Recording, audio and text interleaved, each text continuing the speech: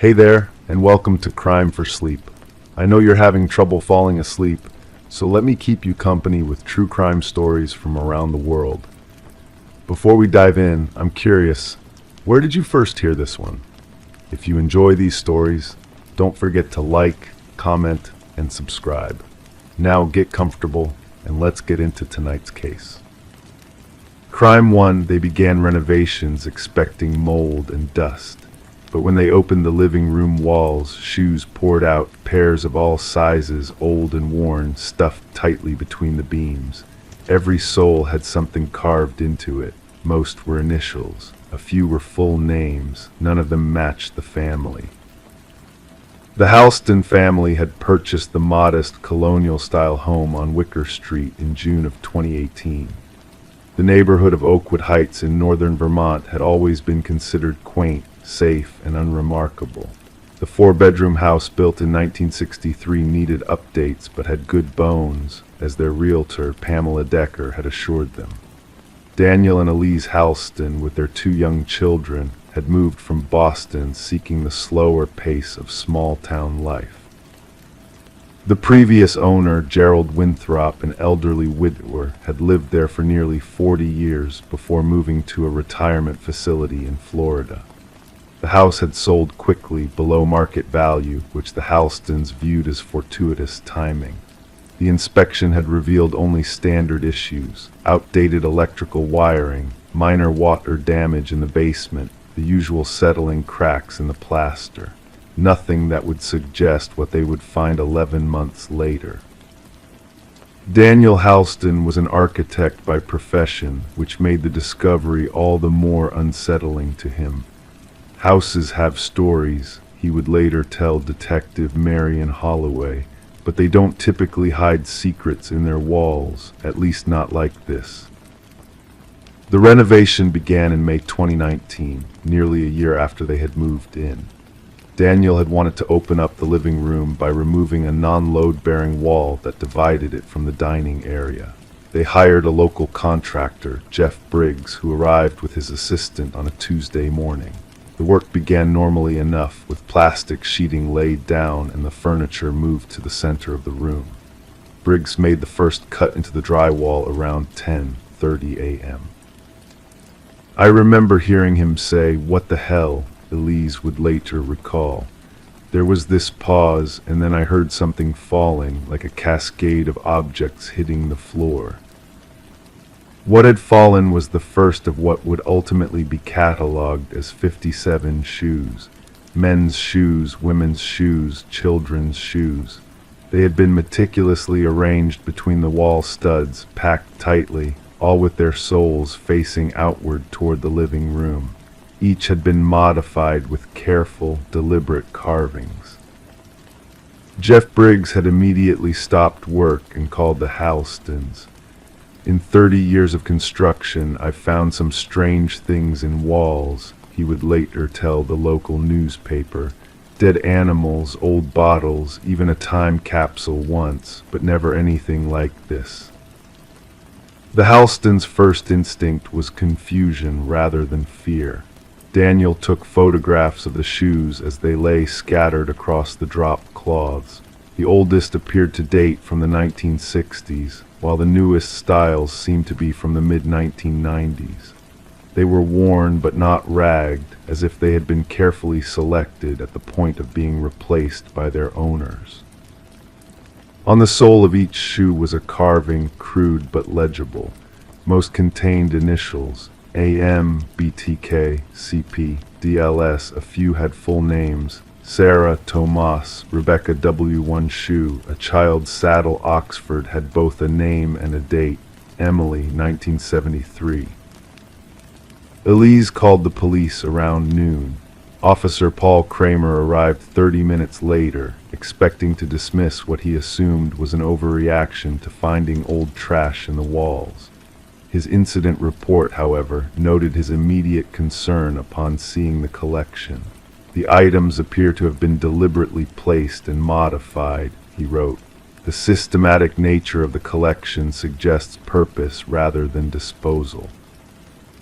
Detective Marion Holloway was assigned to investigate by that evening. At 57, Holloway had been with the Oakwood Heights Police Department for 28 years. She had handled everything from petty theft to the occasional murder, but nothing that matched the peculiar nature of this discovery. My first thought was that we were dealing with a collector, someone with an unusual fixation, Holloway would later explain. But collectors display their collections, they don't hide them inside walls. Holloway's investigation began with the previous owner, Gerald Winthrop. Records showed he had purchased the house in 1979 from its original owners, the Perkins family, who had built it in 1963.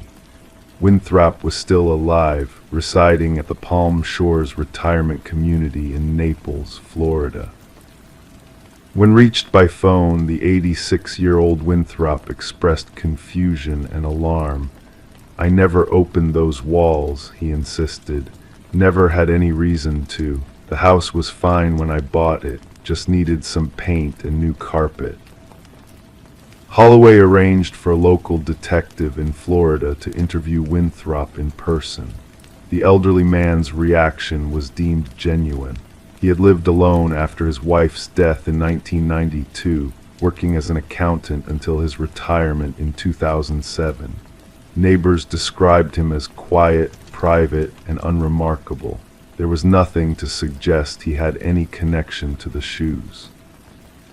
The investigation turned next to the original owners. The Perkins family had consisted of Harold and Diane Perkins and their 3 children. Harold had worked as a high school physics teacher, while Diane had been a nurse at the local hospital. They had sold the house when Harold took a teaching position at a private school in New Hampshire. Holloway located Thomas Perkins, the eldest son, now 67 and living in Burlington. His recollection of the house was largely positive, though he noted that his father had been particular about the home's maintenance. "Dad did a lot of work on that house himself," Thomas recalled. "He was always tinkering with something, but I never saw him do anything strange with shoes. That would have been, well, we would have noticed something like that." The shoes themselves provided the next focus for the investigation. The county crime lab documented each one meticulously, photographing, measuring, and attempting to date them. DNA testing was limited by age and contamination, but was attempted on several samples. The carvings were analyzed for handwriting patterns. 3 weeks into the investigation, Detective Holloway received the first substantive lead. A local historian, Darlene Meeks, contacted the police department after reading about the case in the newspaper. Meeks had been researching disappearances in northern Vermont for a book she was writing. Between 1965 and 1997, 17 people were reported missing within a 30-mile radius of Oakwood Heights, Meeks explained to Holloway. Most were dismissed as runaways or voluntary disappearances, but I've always thought the number was unusually high for such a rural area. Holloway obtained the case files for these disappearances. The names didn't immediately connect to the initials carved in the shoes, but the time frame aligned with the apparent age of the footwear. Of particular interest was the case of Emily Dunn, a 9-year-old who had vanished while walking home from a friend's house in July 1973, the same name and date carved into the child's saddle Oxford. The Halston family, meanwhile, had moved into a hotel. The house on Wicker Street had been cordoned off as a potential crime scene. The walls in the rest of the house were systematically opened, revealing no additional shoes, but uncovering something perhaps more disturbing. The interior of the basement walls had been lined with a layer of soundproofing material not mentioned in any of the building records. By the 2-month mark, the investigation had expanded significantly. The The FBI had been called in to assist with potential connections to missing persons cases. The shoes were sent to a specialized lab in Quantico for more advanced analysis. Ground-penetrating radar was used to examine the property for any disturbances in the soil that might indicate buried remains. No bodies were found on the property, but the radar did detect an anomaly beneath the concrete floor of the detached garage. When the concrete was removed, investigators discovered a metal box containing photographs, 42 Polaroids of different individuals, each appearing to be sleeping or unconscious. The faces were not clear in many of the images, but clothing visible in some matched descriptions from missing persons reports. Harold Perkins had died in 2001. His wife, Diane, was located in an assisted living facility in New Hampshire, suffering from advanced dementia. She was unable to provide any coherent information. Their two younger children had both died, one in a car accident in 1988, the other from cancer in 2013. The investigation stalled as winter approached. The media coverage, initially intense, began to wane. The Halston family decided not to return to the house, putting it up for sale with full disclosure about its history, which effectively made it unsellable. In December, Detective Holloway received a letter postmarked from New Hampshire. Inside was a single sheet of paper with typed text. He always kept the souvenirs. It was his way of remembering. The shoes were special because they carried people's weight, their journey. He said you could tell everything about a person from their shoes.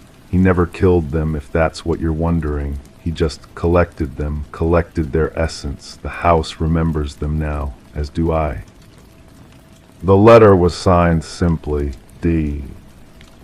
Forensic analysis determined that the letter had been typed on a modern computer printer.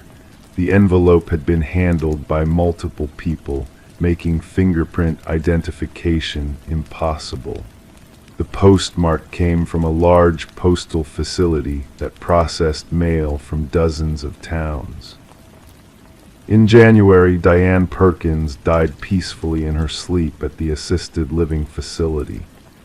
Staff reported that in her final days, she had become unexpectedly lucid, repeatedly asking for Harold's box and mentioning that the shoes need polishing. The investigation remains officially open. The FBI continues to attempt to match the initials and names to missing persons cases across the Northeast.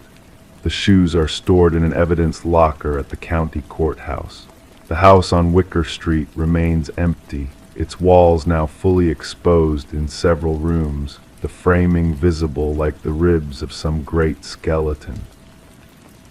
Daniel Halston has since relocated his family to Arizona. Some mysteries, he told a reporter before leaving Vermont, aren't meant to be solved. Some houses hold onto their secrets. We just couldn't live with those particular ones. Detective Holloway still drives past the house occasionally. She has developed a theory, though she admits it's speculative. I think Harold Perkins was either collecting trophies or preserving evidence, she said in her last official statement on the case. The shoes weren't just mementos, they were records. The question is, records of what? And why did he feel they needed to be hidden rather than destroyed? The walls no longer hold shoes, but they still hold questions.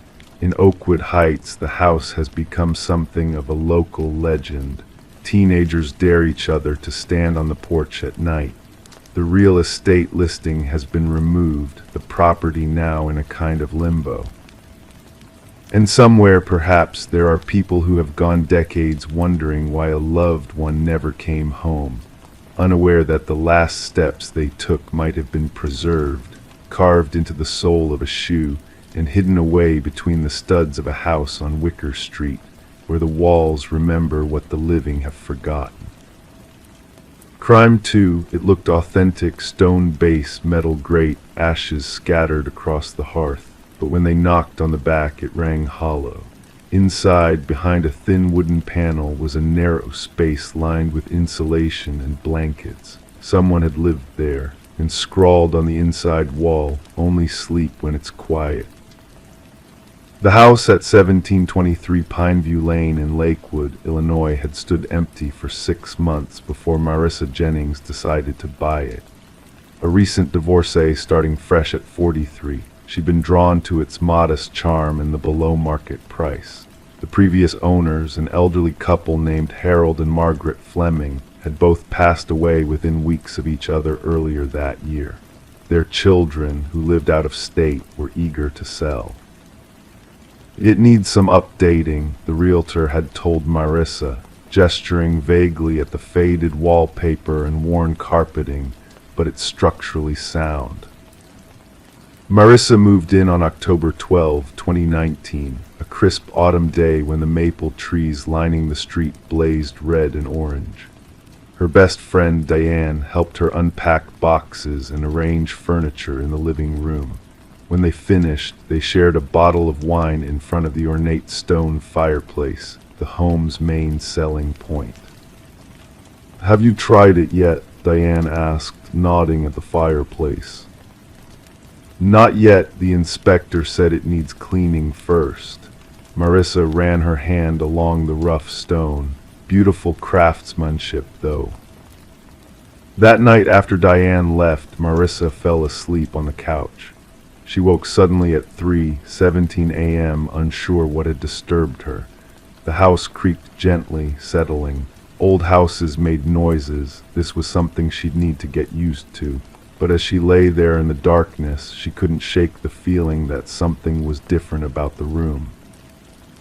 The next morning she noticed it, a thin line of soot on the hardwood floor in front of the fireplace.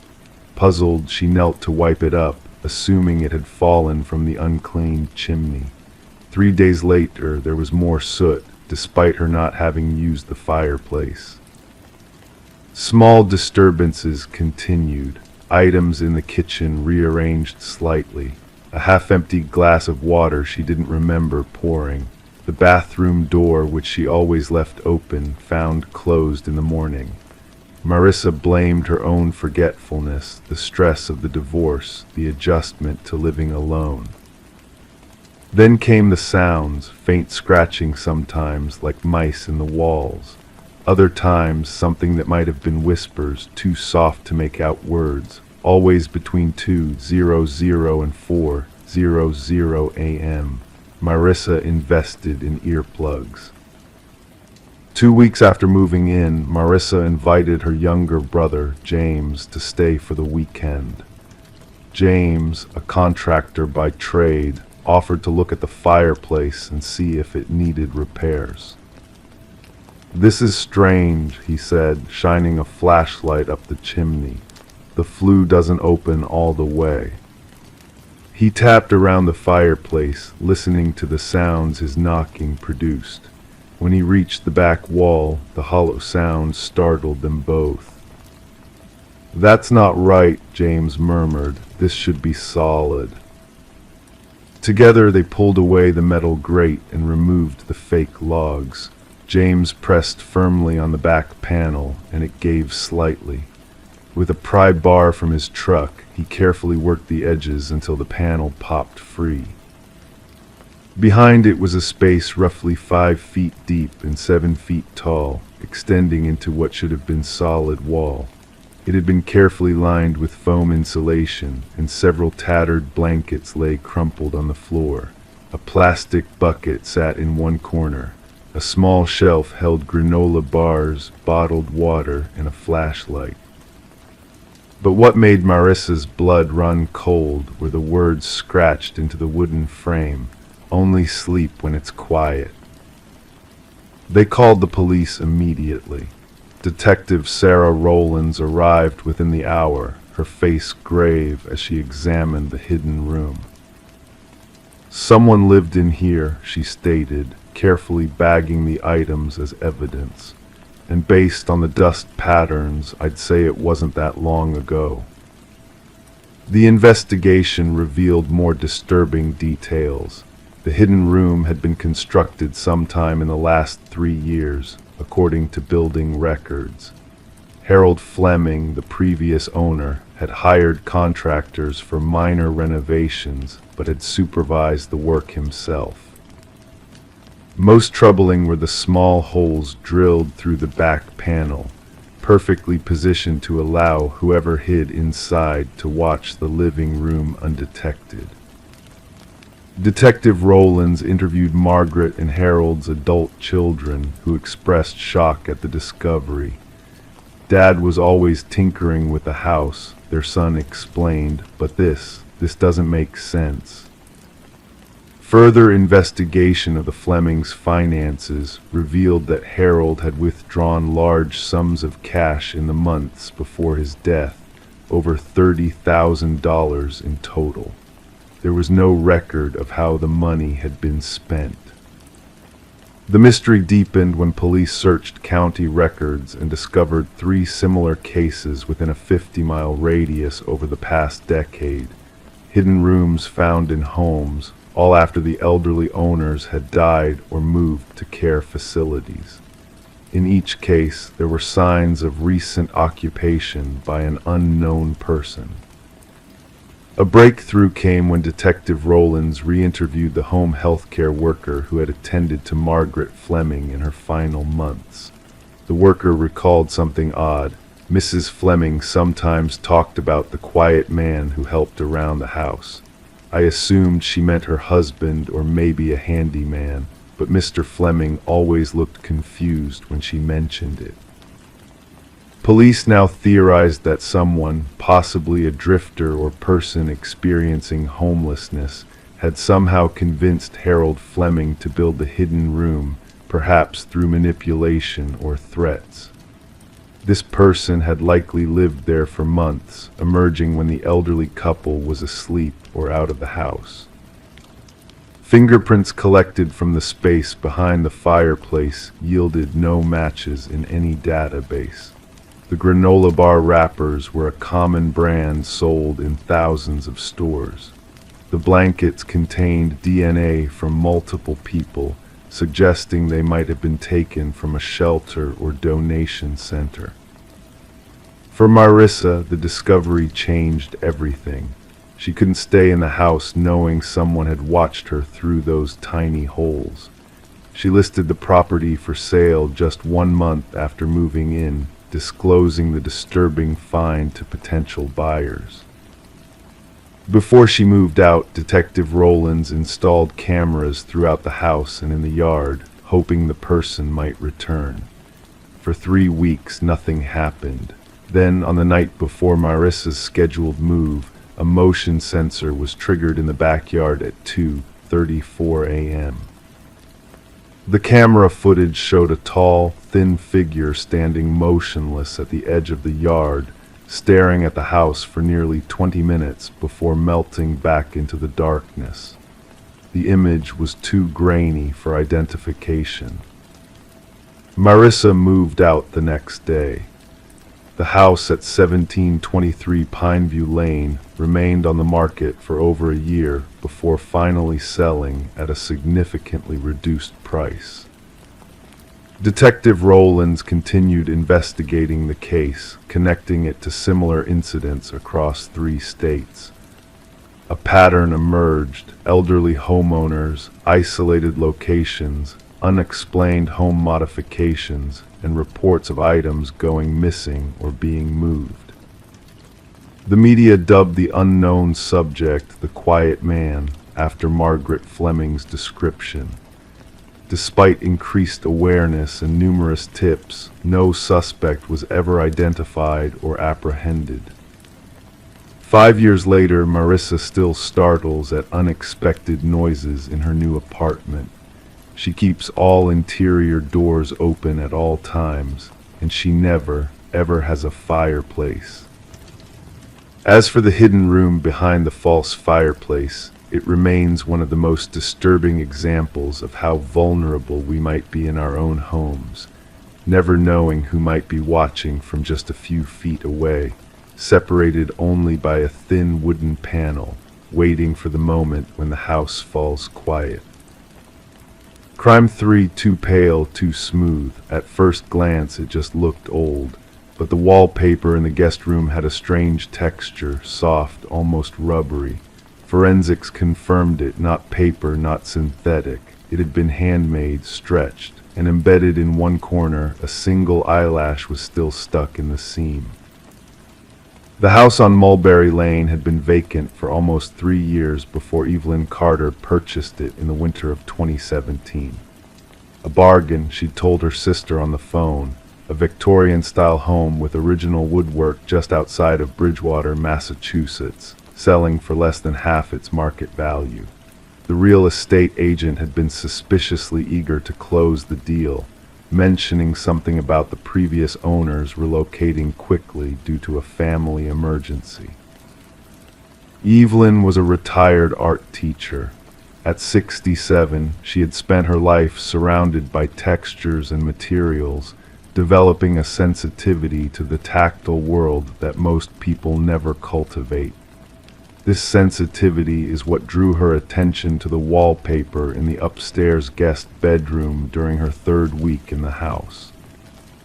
Something about it isn't right, she mentioned to her neighbor, Martha Kelly, over tea one afternoon. It's like touching something that shouldn't be touched.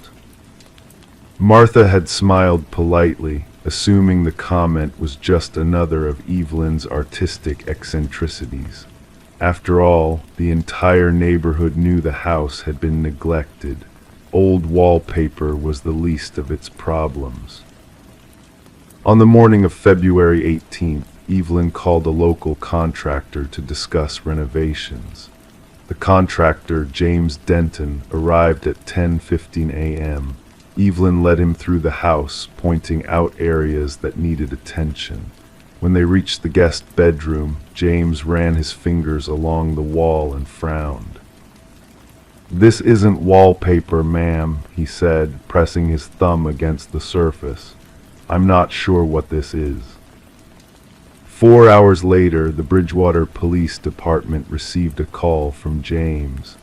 Officers arrived to find Evelyn sitting silently on her front porch, wrapped in a blanket despite the mild temperature. James was waiting in his truck, visibly distressed. Detective Sarah Mills had been with the Bridgewater PD for 12 years. She specialized in property crimes, burglaries, vandalism, fraud. But nothing in her training had prepared her for what they found in the guest bedroom of Evelyn Carter's Victorian home. The wallpaper wasn't wallpaper, she would later explain to the district attorney. It was human skin, preserved, treated, and mounted to the wall like decorative paper. The skin had been expertly preserved, most likely using a tanning process similar to leather making. Laboratory tests would later confirm it belonged to at least 3 different individuals, 2 women and 1 man, all Caucasian, ages estimated between 25 and 40. The eyelash found in the seam belonged to a woman with naturally blonde hair. The investigation into the Carter house quickly expanded. Records showed the property had been owned by the Lawson family for 17 years before its sudden sale in 2014. Gregory and Diane Lawson had moved to the area from Colorado in 1997 with their teenage son, Elliot. They kept to themselves, recalled Dennis Weber, who had lived across the street for 2 decades. Greg worked from home, something with computers. Diane was always gardening. The boy was quiet, polite when you talked to him, but you didn't see him much once he hit his 20s. Police records showed no calls to the Lawson residents during their time in Bridgewater. No complaints, no disturbances. Their departure had been abrupt, the house listed and sold within a month, with a real estate company handling the entire transaction. The Lawsons had apparently relocated to Arizona, though attempts to locate them there proved unsuccessful. As Detective Mills dug deeper, disturbing patterns began to emerge. Between 2007 and 2014, 3 people had been reported missing within a 15-mile radius of Bridgewater. None of the cases had been solved. The first was Amber Hutchinson, 28, a nurse at Bridgewater State Hospital who disappeared after her shift on July 12, 2007. Her car was found in the hospital parking lot, her purse still inside. Security footage showed her walking to her vehicle at 11:42 p.m., but she never appeared to enter it. The second was Richard Cooley, 39, a divorced father of 2 who worked as an accountant. He was last seen leaving his office on October 3, 2010. His ex-wife reported him missing when he failed to pick up their children the following weekend. The third was Melissa Winters, 32, who vanished while jogging near Lake Nipponicket on April 18, 2013. Her running shoes were found neatly placed on the shore, but extensive searches of the lake and surrounding woods yielded nothing. DNA samples from the skin in Evelyn's guest room were compared to genetic material from the missing persons cases. By March 2018, the results confirmed what investigators had feared. The wallpaper contained skin from all 3 missing individuals. The focus shifted to finding the Lawson family, particularly Elliot, who would have been in his early 30s during the disappearances. Records indicated he had studied chemistry at Massachusetts Institute of Technology, but dropped out during his junior year. Former classmates described him as brilliant but socially awkward, with a particular interest in preservation techniques. He was obsessed with Egyptian mummification, said a former roommate who wished to remain anonymous. He talked about how the ancient methods could be improved with modern science. It was weird, but lots of people are into weird stuff in college. A nationwide search for the Lawsons revealed that Gregory had died of pancreatic cancer in 2015 in a hospice facility in Phoenix.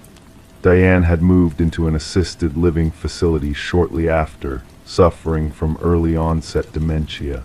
Elliot had visited her regularly until December 2017, when he stopped coming. The facility staff had no forwarding address. Detective Mills spent hours interviewing Diane Lawson, but her condition made it difficult to extract coherent information. During one session, however, Diane became agitated when shown a picture of the guest bedroom in her former home. "Elliot's special project," she whispered, clutching at Mill's sleeve. "He said it would make them part of our family forever. Greg didn't want to know, I didn't want to know, but Elliot said they were lonely people who wouldn't be missed." The investigation uncovered a disturbing possibility. Elliot Lawson had been operating undetected for years, possibly continuing his activities in a new location. The discovery of the modified wallpaper had been accidental. If Evelyn Carter hadn't possessed an artist's sensitivity to textures, it might have remained undiscovered for years.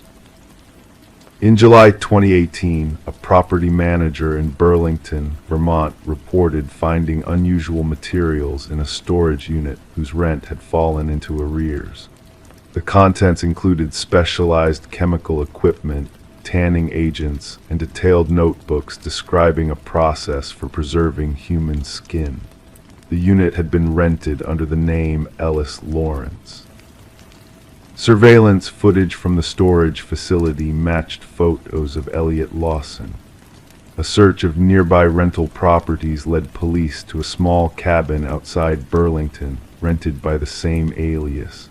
The cabin was empty when police arrived, but evidence suggested someone had left in a hurry, food still on the table, clothes in the dryer.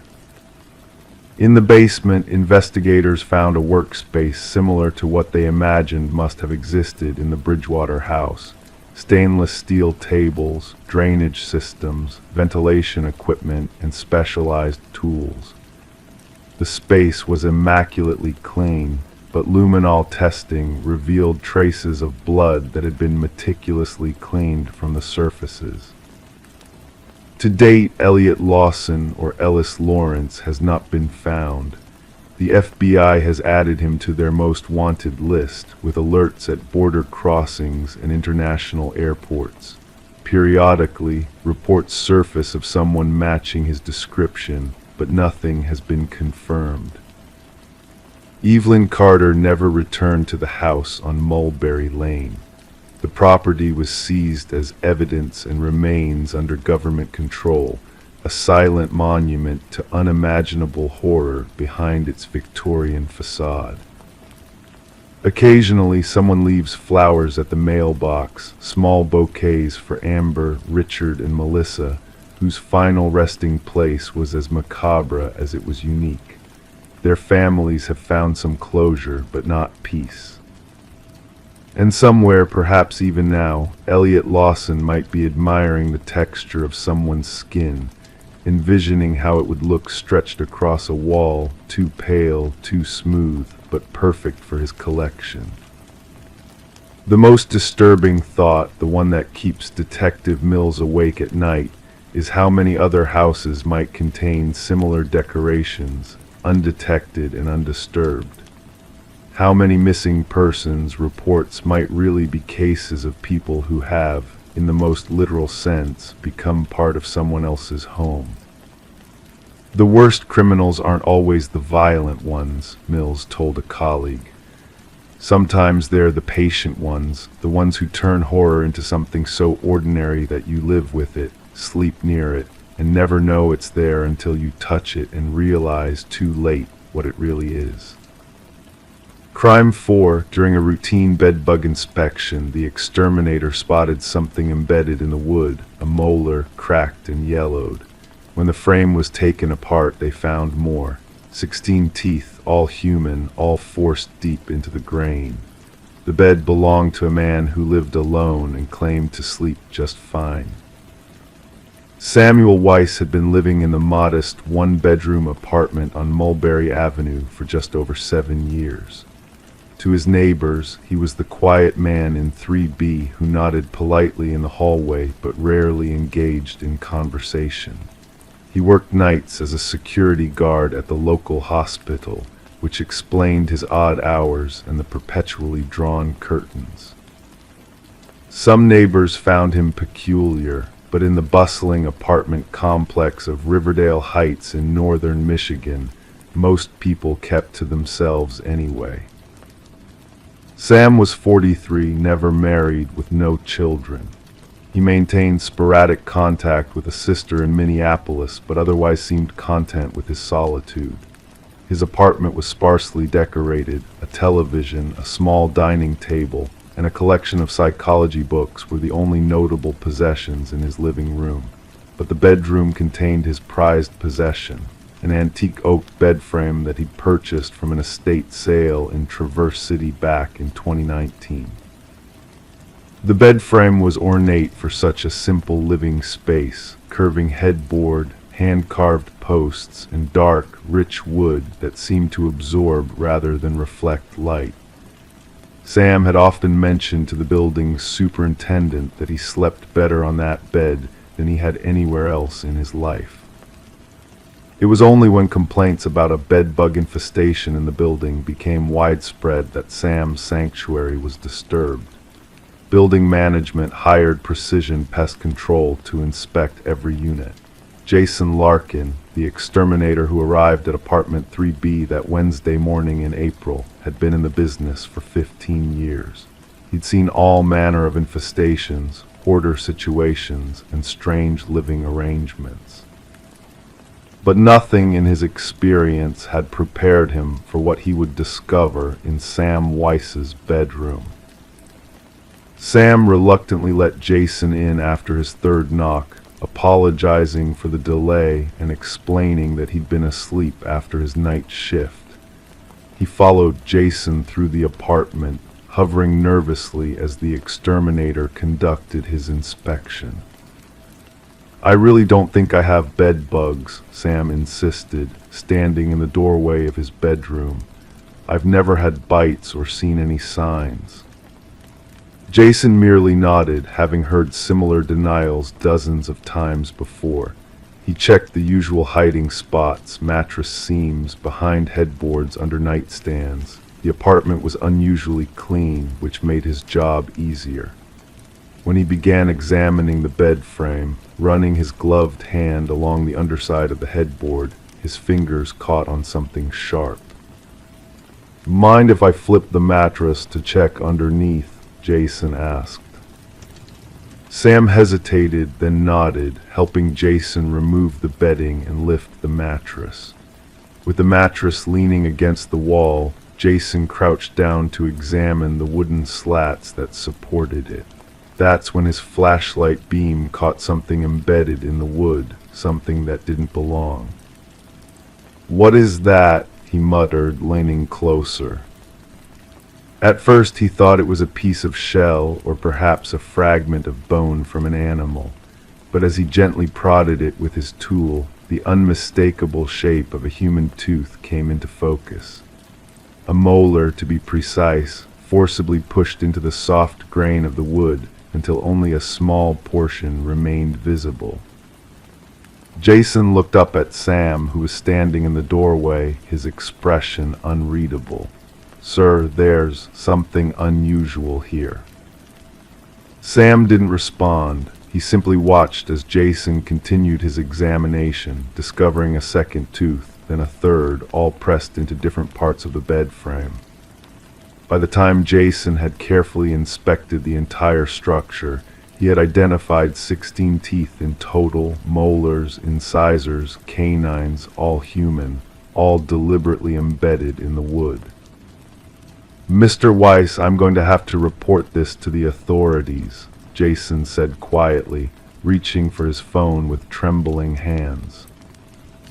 Sam's face remained passive. "They're just teeth," he said softly. "I sleep better with them there." Within an hour, Detective Elaine Mercer of the Riverdale Heights Police Department arrived with a forensic team. The small apartment was soon crowded with officers, technicians, and evidence markers. Sam sat calmly at his dining table as Detective Mercer questioned him, his answers direct but strangely devoid of emotion. "Where did you get the teeth, Mr. Weiss?" Mercer asked, her voice steady despite her unease.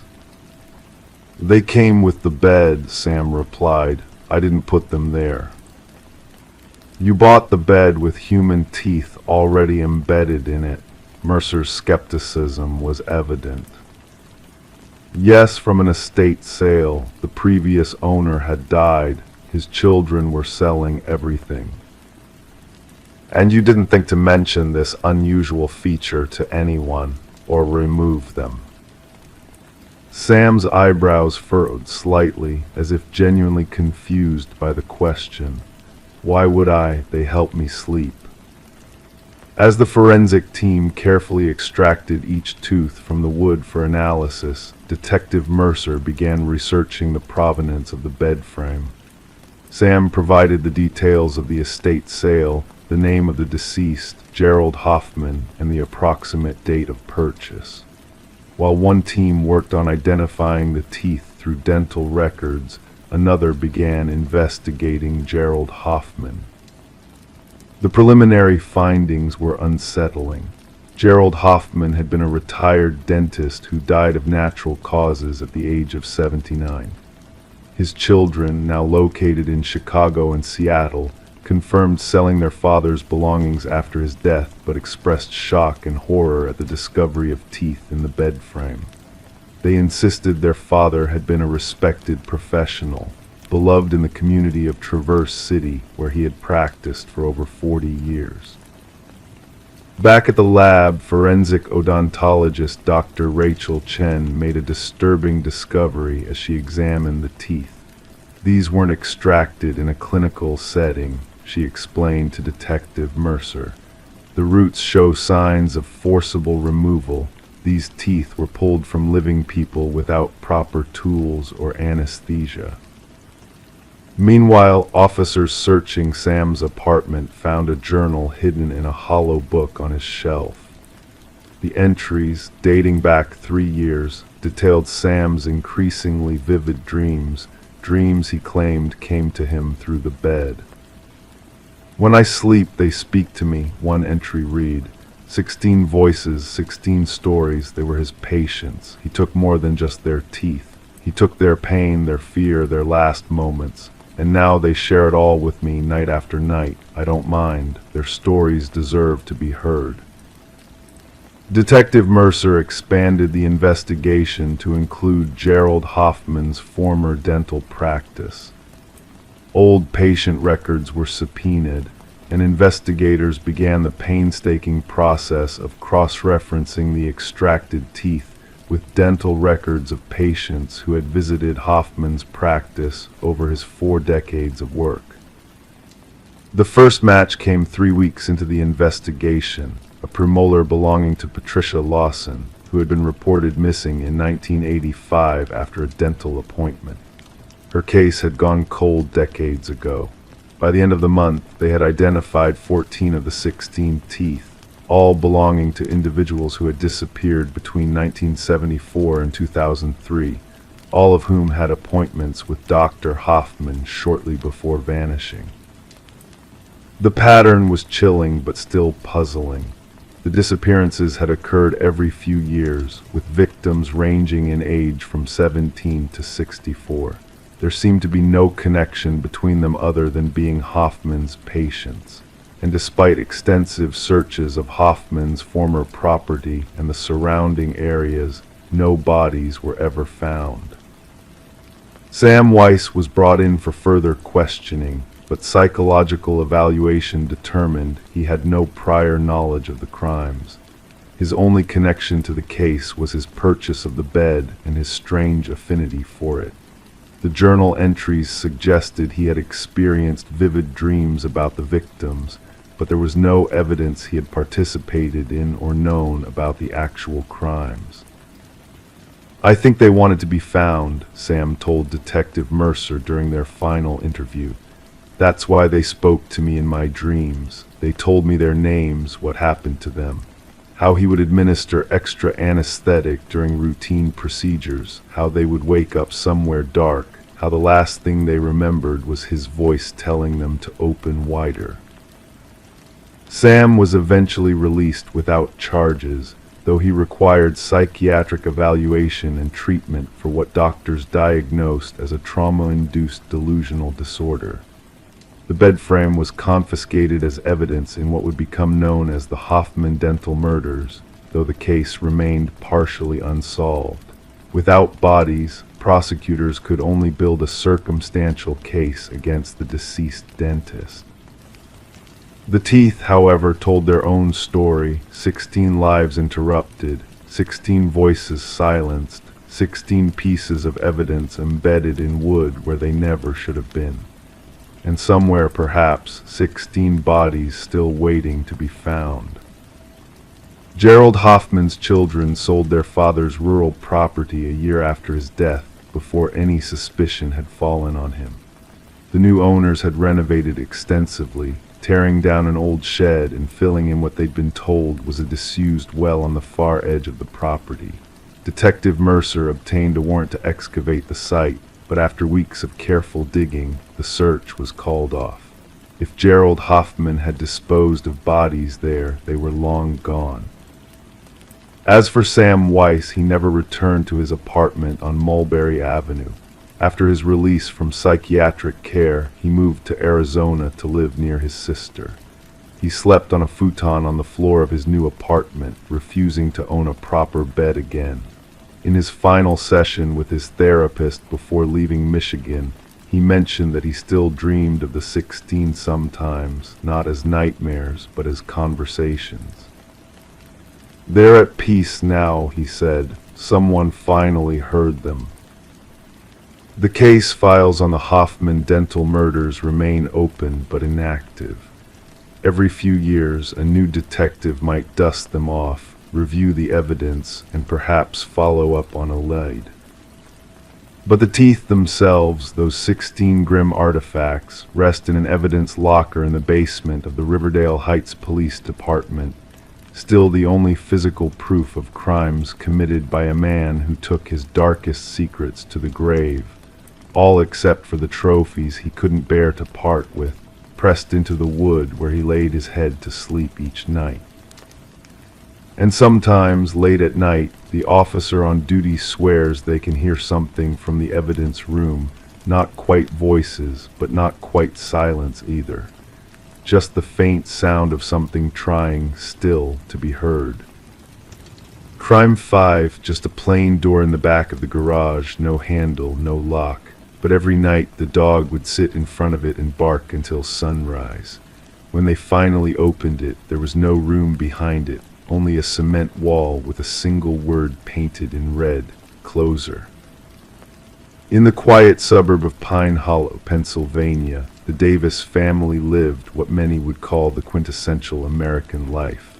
Thomas Davis, a 42-year-old accountant, his wife Elaine, a part-time librarian, and their two children, Marcus and Lily, ages 14 and 9. Their colonial-style home on Sycamore Lane had the best yard on the block. Thomas made sure of that. Every Saturday morning, rain or shine, he would be out there, tending to his lawn with meticulous care, while Elaine planted seasonal flowers along the stone pathway. The neighbors described them as private but friendly, the kind of family who would wave from their driveway but rarely attend block parties.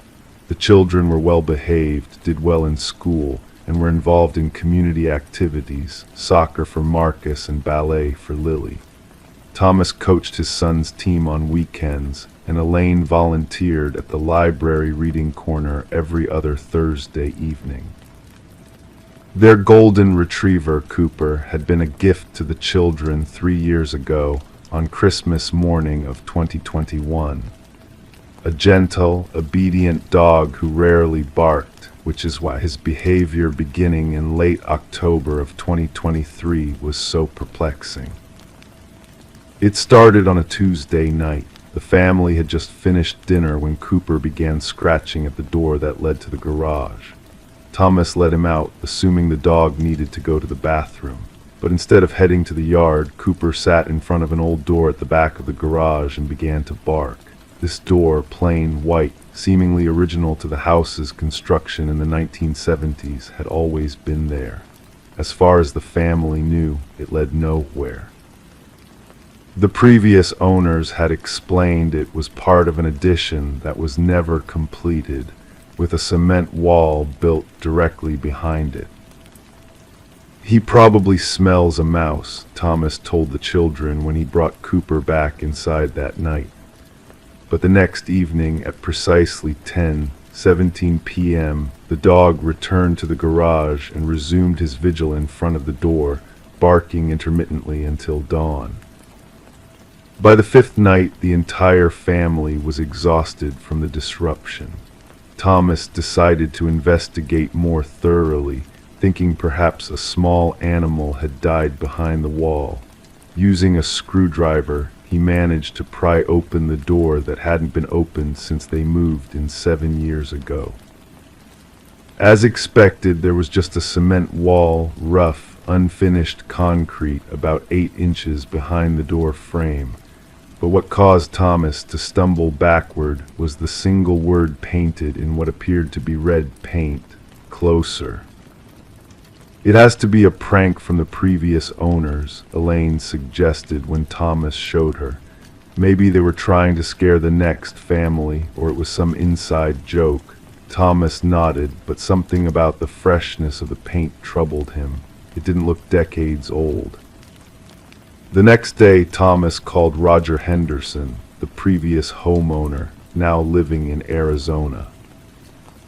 "A door in the garage, yeah, I remember that. The original owners were going to connect another room but ran out of money, so they just sealed it off. We never opened it, didn't even have a key for it. What did you find?" When Thomas described the word on the wall, there was a long pause on the line. "That wasn't there when we left," Roger finally said. "We had an inspection before we sold the house. No writing on that wall, I'm sure of it."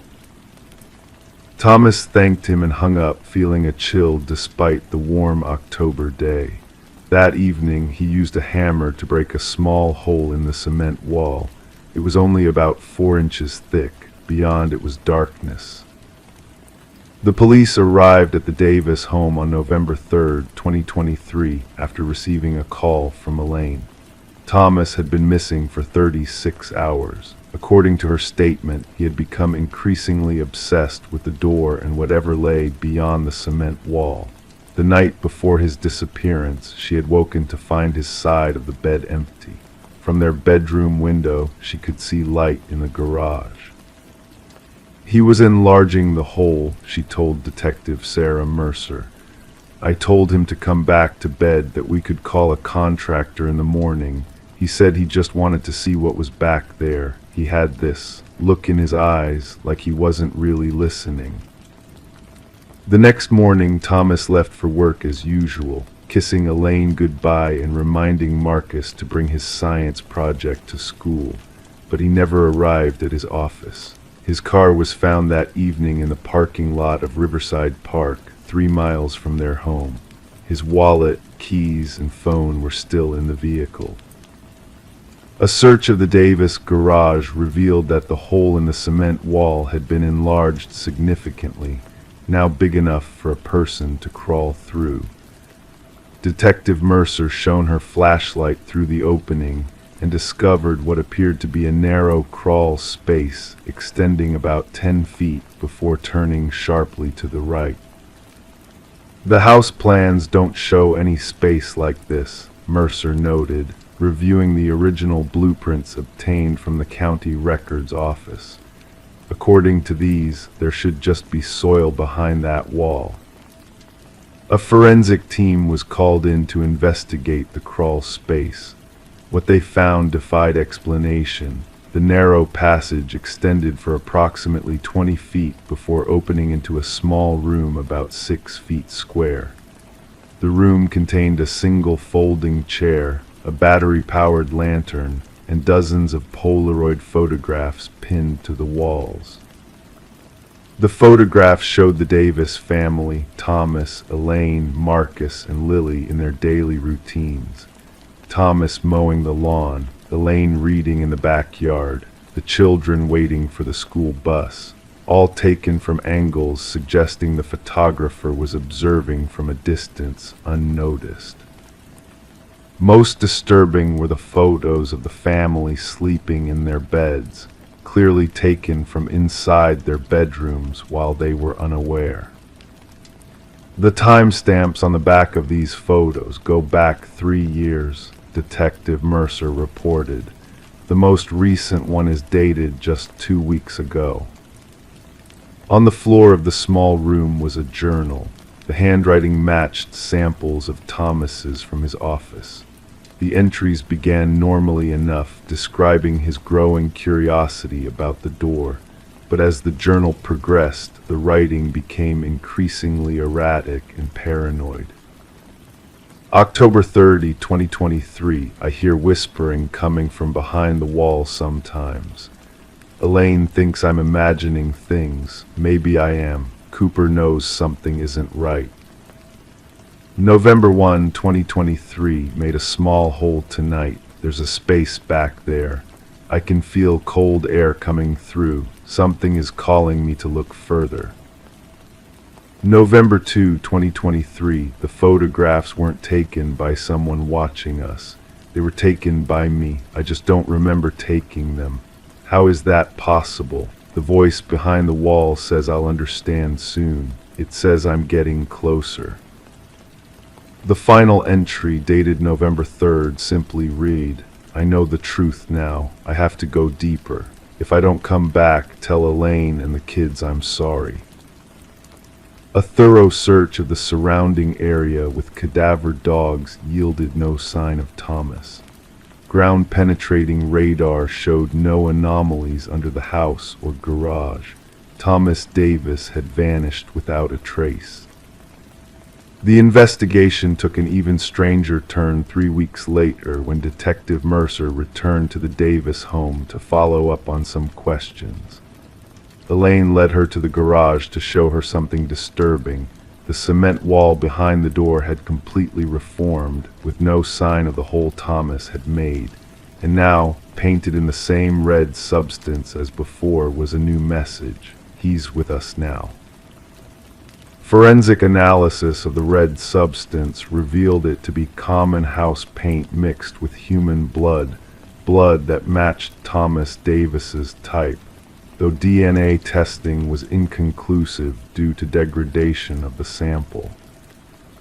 The case attracted attention from paranormal investigators and conspiracy theorists alike, though Detective Mercer maintained a strictly evidence-based approach. "We're dealing with a missing person, possibly a homicide, not a ghost story," she told reporters firmly. 6 months later, with no new leads and no sign of Thomas Davis, the active investigation was scaled back.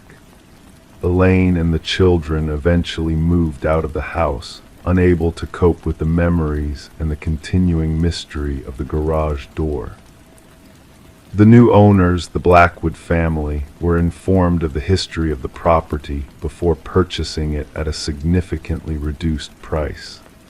They immediately renovated the garage, removing the mysterious door and reinforcing the wall behind it with steel and concrete. For a time, all seemed well, until their dog, a black Labrador named Shadow, began sitting in front of the new wall every night at precisely 10:17 p.m., barking until sunrise. In a peculiar development, Marcus Davis, now 15, claimed to have received text messages from his father's number, a phone that had been sitting in a police evidence locker for months. The messages contained only one word, repeated over and over: "closer." Detective Mercer, who had kept in touch with the family, examined the phone in the evidence locker. It remained powered off, with no battery, yet the call logs showed outgoing messages sent to Marcus's number at 10:17 p.m. every night for the past week. The Davis case remains unsolved.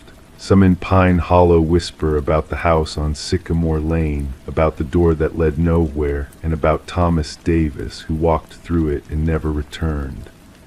The truth, whether mundane or something beyond understanding, lies somewhere in the darkness behind that wall, where a single word beckons: closer.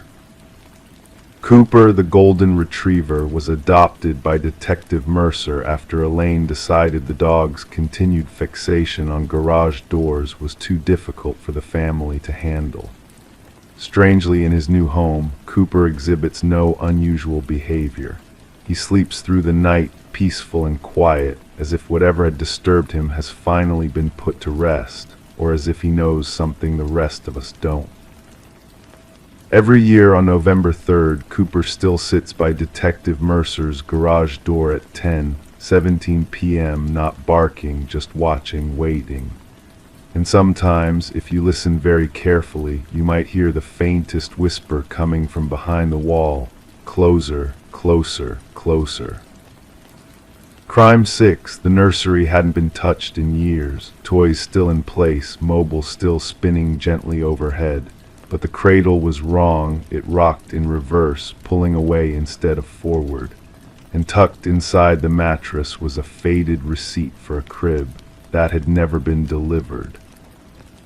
In the small town of Millridge, Connecticut, Sarah Keller had always been known as the Quiet One. Growing up in a modest 2-story house with blue shutters on Elm Street, she developed a reputation for being methodical, precise, someone who color-coded her planner and alphabetized her spice rack.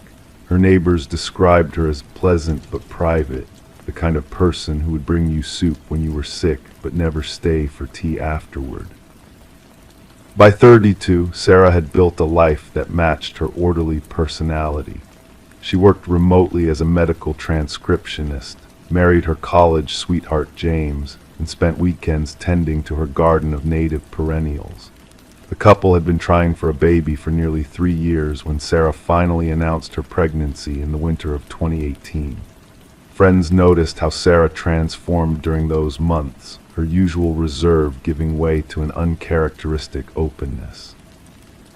She began keeping a pregnancy journal, documenting every flutter and kick. The nursery was prepared by the beginning of her 3rd trimester. Pale yellow walls, handmade curtains, a rocking chair passed down from James's grandmother.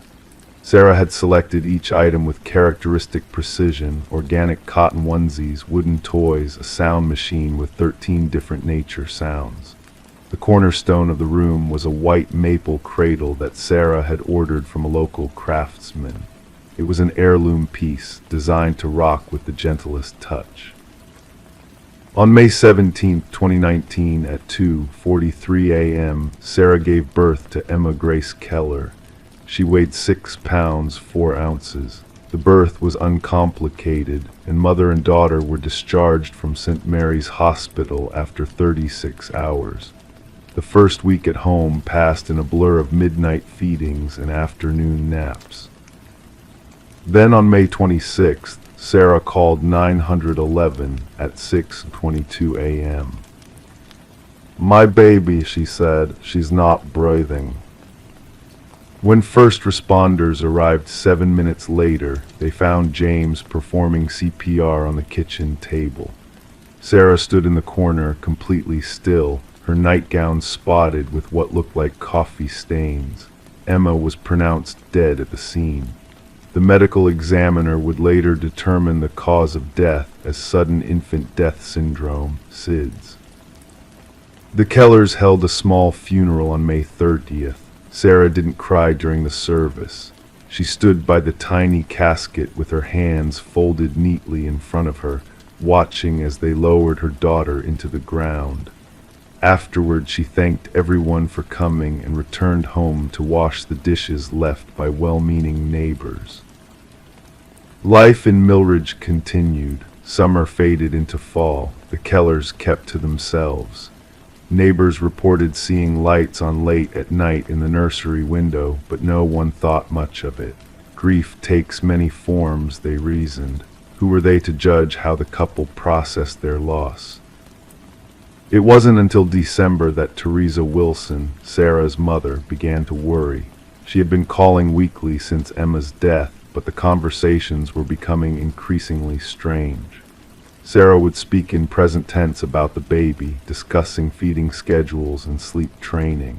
When Teresa gently reminded her daughter about Emma's passing, Sarah would pause, then smoothly change the subject as though the correction had never happened.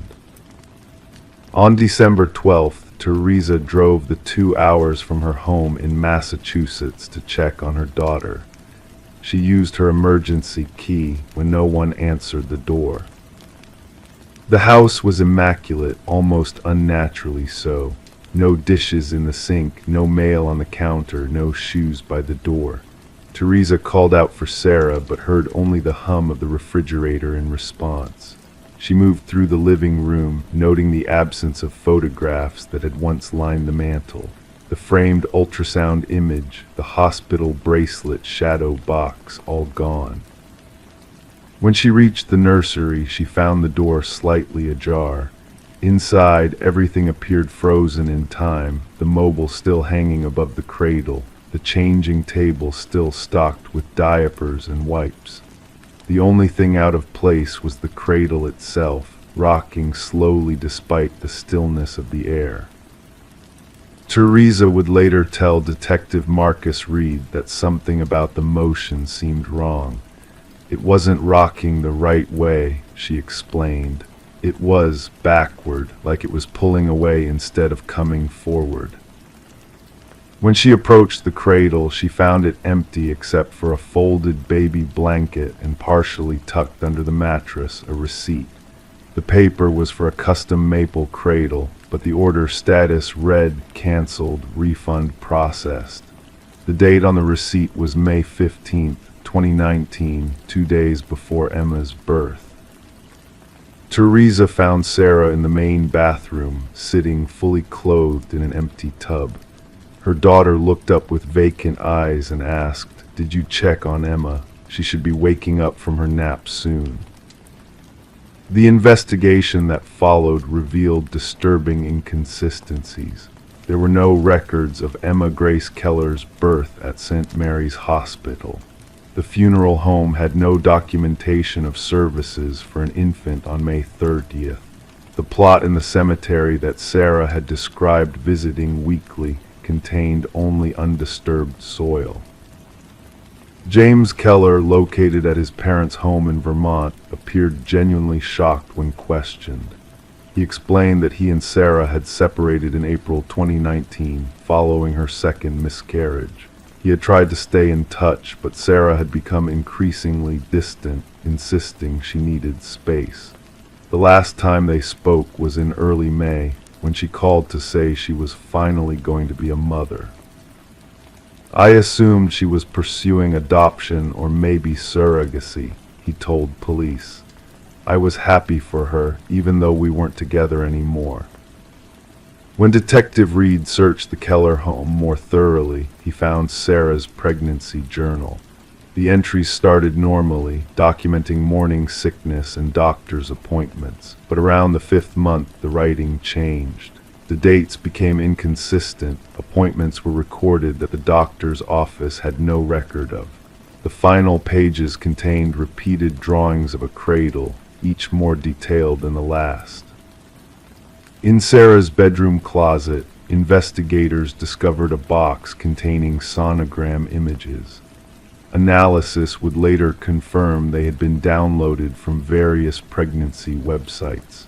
There were also hospital bracelets with Baby Girl Keller written in Sarah's handwriting and a birth certificate template filled out but never officially filed. The most unsettling discovery came from Sarah's computer. Her search history revealed hundreds of queries about infant development, interspersed with searches for realistic baby dolls, silicone infant replicas, and how to make a baby's chest rise and fall. There were also extensive searches related to SID statistics and symptoms. Yet no doll or replica was ever found in the home. The neighbors who had seen lights in the nursery at night were re-interviewed. Martha Jenkins, who lived directly across the street, remembered something odd. "One night in August, I saw Sarah standing in the nursery window, cradling something and swaying back and forth. She was singing. I couldn't hear the words, but I could see her lips moving. Then she just stopped. She looked down at her arms like she was surprised to find them empty." Dr. Lena Patel, the psychiatrist assigned to evaluate Sarah, diagnosed her with pseudocyesis, a rare condition where a woman experiences all the symptoms of pregnancy despite not being pregnant, complicated by severe delusional disorder. In Sarah's mind, Emma was real, Dr. Patel explained. The loss of her previous pregnancies, combined with her separation from James, created a perfect psychological storm. But this didn't explain everything. The 911 call was real. First responders confirmed they had found James performing CPR, though none could clearly recall seeing the infant. The coffee stains on Sarah's nightgown tested positive for human blood, though the type didn't match Sarah's. When confronted with the evidence, Sarah maintained her story with unwavering certainty. Emma was real, she insisted. She had my eyes and James's chin. She liked to be swaddled tight with one arm free. She made little hiccuping sounds after feeding. The case took another turn when investigators learned that on May 16th, the day before Sarah claimed to have given birth, a 5-week-old infant named Emily Grant had disappeared from her bassinet in a town 20 miles from Millridge. The baby was never found. Though there was no direct evidence linking Sarah to the disappearance, the timing raised questions that couldn't be ignored. Sarah Keller was eventually committed to Lakeside Psychiatric Hospital for treatment. She never acknowledged the absence of evidence supporting Emma's existence. Every week, she folded a new origami crane and asked the staff to place it on her daughter's grave, a grave that existed only in her mind. The cradle remained in the nursery, untouched, continuing its backward rocking motion even after the house was emptied and put up for sale. The real estate agent reported having to prop a book against it to make it stop. Each time she returned for a showing, the book would be on the floor and the cradle would be rocking again, pulling away, never forward. As for what really happened on the morning of May 26, 2019, what prompted Sarah's desperate call to 911, who James was really performing CPR on, and where the blood on Sarah's nightgown came from, these questions remain unanswered.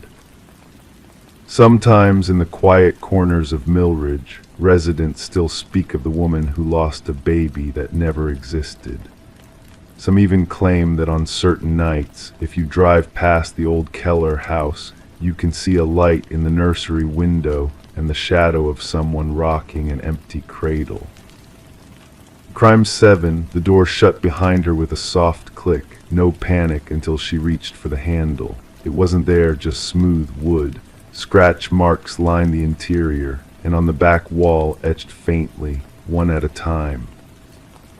Melissa Donovan had always been the reliable one in the small town of Pinewood, Maine. At 27, she managed the local library with meticulous care, arriving each morning at precisely 8:30 to prepare for the 9:00 opening. Her colleagues described her as thoughtful and organized, if somewhat reserved. She lived alone in a modest one-bedroom apartment on Elmwood Drive, a quiet street lined with maple trees that turned brilliant shades of red and orange every fall. On the morning of November 12, 2019, Melissa didn't arrive at the library. By 9:15, her assistant manager, Diane Willis, began calling her cell phone. No answer. By 10:30, Diane had called Melissa's emergency contact, her older sister, Claire, who lived 2 towns over in Brunswick. "It's not like her," Diane explained over the phone. "She's never late, not once in the 4 years I've worked with her." Claire arrived at Melissa's apartment by noon. She knocked repeatedly, then used the spare key Melissa had given her for emergencies. Inside, everything appeared normal. The bed was made with hospital corners, typical of Melissa's fastidious nature. A half-empty cup of herbal tea sat on the nightstand, a faint lipstick mark on the rim. Melissa's car keys hung on their designated hook by the door. Her purse rested on the entryway table. Her blue raincoat was missing from the coat rack. "That's what first struck me as odd," Claire would later tell Detective Robert Harmon. "It was sunny that morning, no reason for the raincoat." The Pinewood Police Department officially opened a missing persons investigation 48 hours later. Detective Harmon, a 20-year veteran with sad eyes and methodical habits, was assigned the case. He interviewed the library staff, Melissa's few friends, and the neighbors in her apartment building. Each interview revealed the same portrait: a quiet, private woman with structured routines and no known enemies. "She kept to herself," said Mrs. Grayson from apartment 2B, "always polite but never chatty. The kind of neighbor you want, never any trouble." The investigation might have stalled there, another mysterious disappearance in a rural area, if not for Bate Winters, a college student who regularly visited the library. 3 days after Melissa's disappearance, Bate approached Detective Harmon with information that seemed, at first, unrelated. "About 2 weeks ago," Bate explained, her voice barely above a whisper, "I overheard Melissa talking to someone on the phone in the reference section. She sounded frightened. She kept saying, 'I won't tell anyone about the house. I promise. Please just leave me alone.'" The house became the investigation's first lead. Detective Harmon combed through Melissa's phone records, identifying a cluster of calls from an unknown number in the weeks before her disappearance. The number traced back to a prepaid phone purchased with cash at a convenience store 30 miles away in Portland. Surveillance footage from the store revealed a tall man in a baseball cap and sunglasses making the purchase. His face remained obscured from the camera, but a distinctive scar was visible on his right hand. Meanwhile, Claire began the painful process of going through her sister's belongings. In Melissa's neatly organized desk drawer, beneath carefully arranged stationery, she found a small leather-bound journal. Most pages contained mundane entries, book recommendations, grocery lists, appointment reminders. But the entries from the previous month grew increasingly disturbing. October 15 saw the house again today. Same man watching from the upstairs window. I drove past quickly. October 21 received another call, just breathing this time. Then they hung up. October 30, I shouldn't have gone inside. I should never have gone inside that day. The closet, what I found in the closet. The journal made no mention of the house's location, but a gas receipt tucked between the pages pointed to a remote area outside of town, near the old logging road. Detective Harmon and 2 officers drove the winding back roads until they found it, a Victorian-style house set back from the road, partially obscured by overgrown pine trees. County records identified the owner as Edward Mercer, age 63, who had purchased the property 10 years earlier after retiring from his job as a high school history teacher in New Hampshire. The house stood quiet when they arrived, no vehicles in the gravel driveway. After knocking and receiving no response, they obtained a search warrant based on the connection to Melissa's disappearance. Inside, the house was immaculately maintained, each room filled with antique furniture and bookshelves lined with historical texts. Nothing seemed out of place or suspicious until they reached the second floor. A bedroom at the end of the hallway had been converted into a study, with newspaper clippings covering one wall. Each article detailed missing persons cases from across New England over the past decade, 12 in total. None had been solved. And then there was the closet. Unlike the other closets in the house, this one had been modified. The interior handle had been removed, leaving only smooth wood. Scratch marks lined the inside of the door. A small air vent near the ceiling allowed minimal airflow. On the back wall, etched into the paint, were the words, "One at a time." Forensic teams discovered trace evidence of multiple individuals inside the closet, hair samples, fingernail fragments, and microscopic blood droplets that had seeped into the wooden floorboards. One of the hair samples matched Melissa's. Edward Mercer was nowhere to be found. His bank accounts had been emptied 3 days before Melissa's disappearance. His passport was missing. Border Patrol was alerted, but there was no record of him leaving the country. 2 weeks into the investigation, Melissa's blue raincoat was discovered in a donation bin behind a thrift store in Portland. The right pocket contained a crumpled note with a series of numbers that appeared to be coordinates. When Detective Harmon entered them into the GPS, they pointed to a location deep in the woods, 5 miles from Mercer's house. The search team found nothing at first, just dense forest and underbrush. But as they widened their search pattern, Officer Jenkins stumbled upon a small opening partially hidden by fallen branches. It led to an underground root cellar, its entrance disguised by natural debris. The cellar was empty except for a metal lockbox secured with a combination lock. When the forensic team finally opened it, they found 12 driver's licenses, each belonging to a different missing person from the newspaper clippings in Mercer's study. Melissa's library ID card lay on top, her smiling face a stark contrast to the grim reality of the discovery.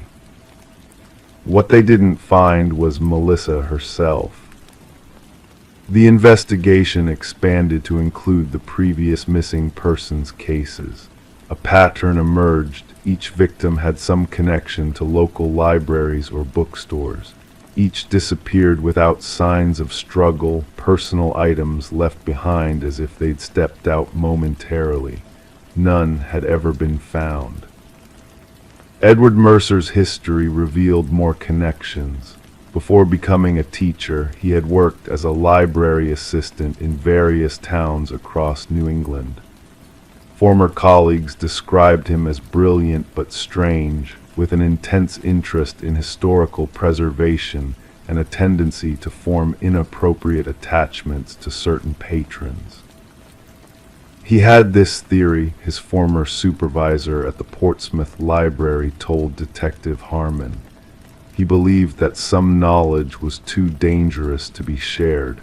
He talked about being a guardian of information, whatever that meant.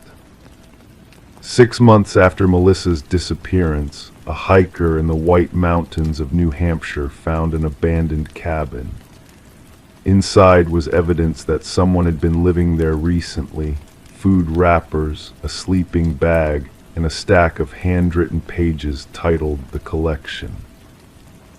The manifesto, as the FBI later classified it, detailed Mercer's twisted philosophy, his belief that certain individuals possessed knowledge that threatened some undefined, greater truth.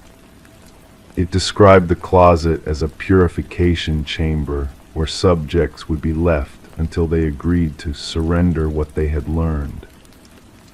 But of Melissa Donovan or any of the other missing persons, there was no sign.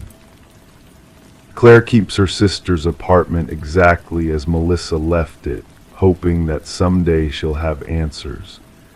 Detective Harmon checks in monthly with updates on the ongoing investigation, though these have grown less frequent over time. The international manhunt for Edward Mercer continues. Occasionally, reports surface: a man matching his description spotted in a bookstore in Montreal, a library in London, a used bookshop in Buenos Aires. Each light has gone cold. The closet in the house remains the most disturbing piece of evidence, a space designed not to kill but to break the spirit, to extract some confession or surrender. What Melissa might have seen, what knowledge Mercer believed she possessed, remains unknown. In Pinewood, the library has dedicated a reading room to Melissa's memory. A small plaque reads, "Knowledge is freedom," in memory of Melissa Donovan. And somewhere, perhaps, Edward Mercer continues his collection, one at a time. Crime 8, standing in front of it, everything looked normal until they noticed a reflection that didn't match. The wallpaper was different, the furniture was rearranged, and behind them in the mirror, the doorway was missing entirely. But the figure sitting in the corner, that wasn't anyone they recognized. Amber Wallis had always been fascinated by antiques. Her small apartment in Lakewood, Connecticut, was a carefully curated collection of items, each with their own story: Victorian lamps, mid-century furniture, and various trinkets she'd acquired during weekend trips to estate sales. At 34, Amber lived alone but never felt lonely among her treasures. She worked as a librarian at the local university, a job that suited her quiet, methodical nature. Friends described Amber as reliable, thoughtful, and private. She called her parents every Sunday without fail, attended book club meetings on Thursdays, and occasionally joined colleagues for coffee on Saturday mornings.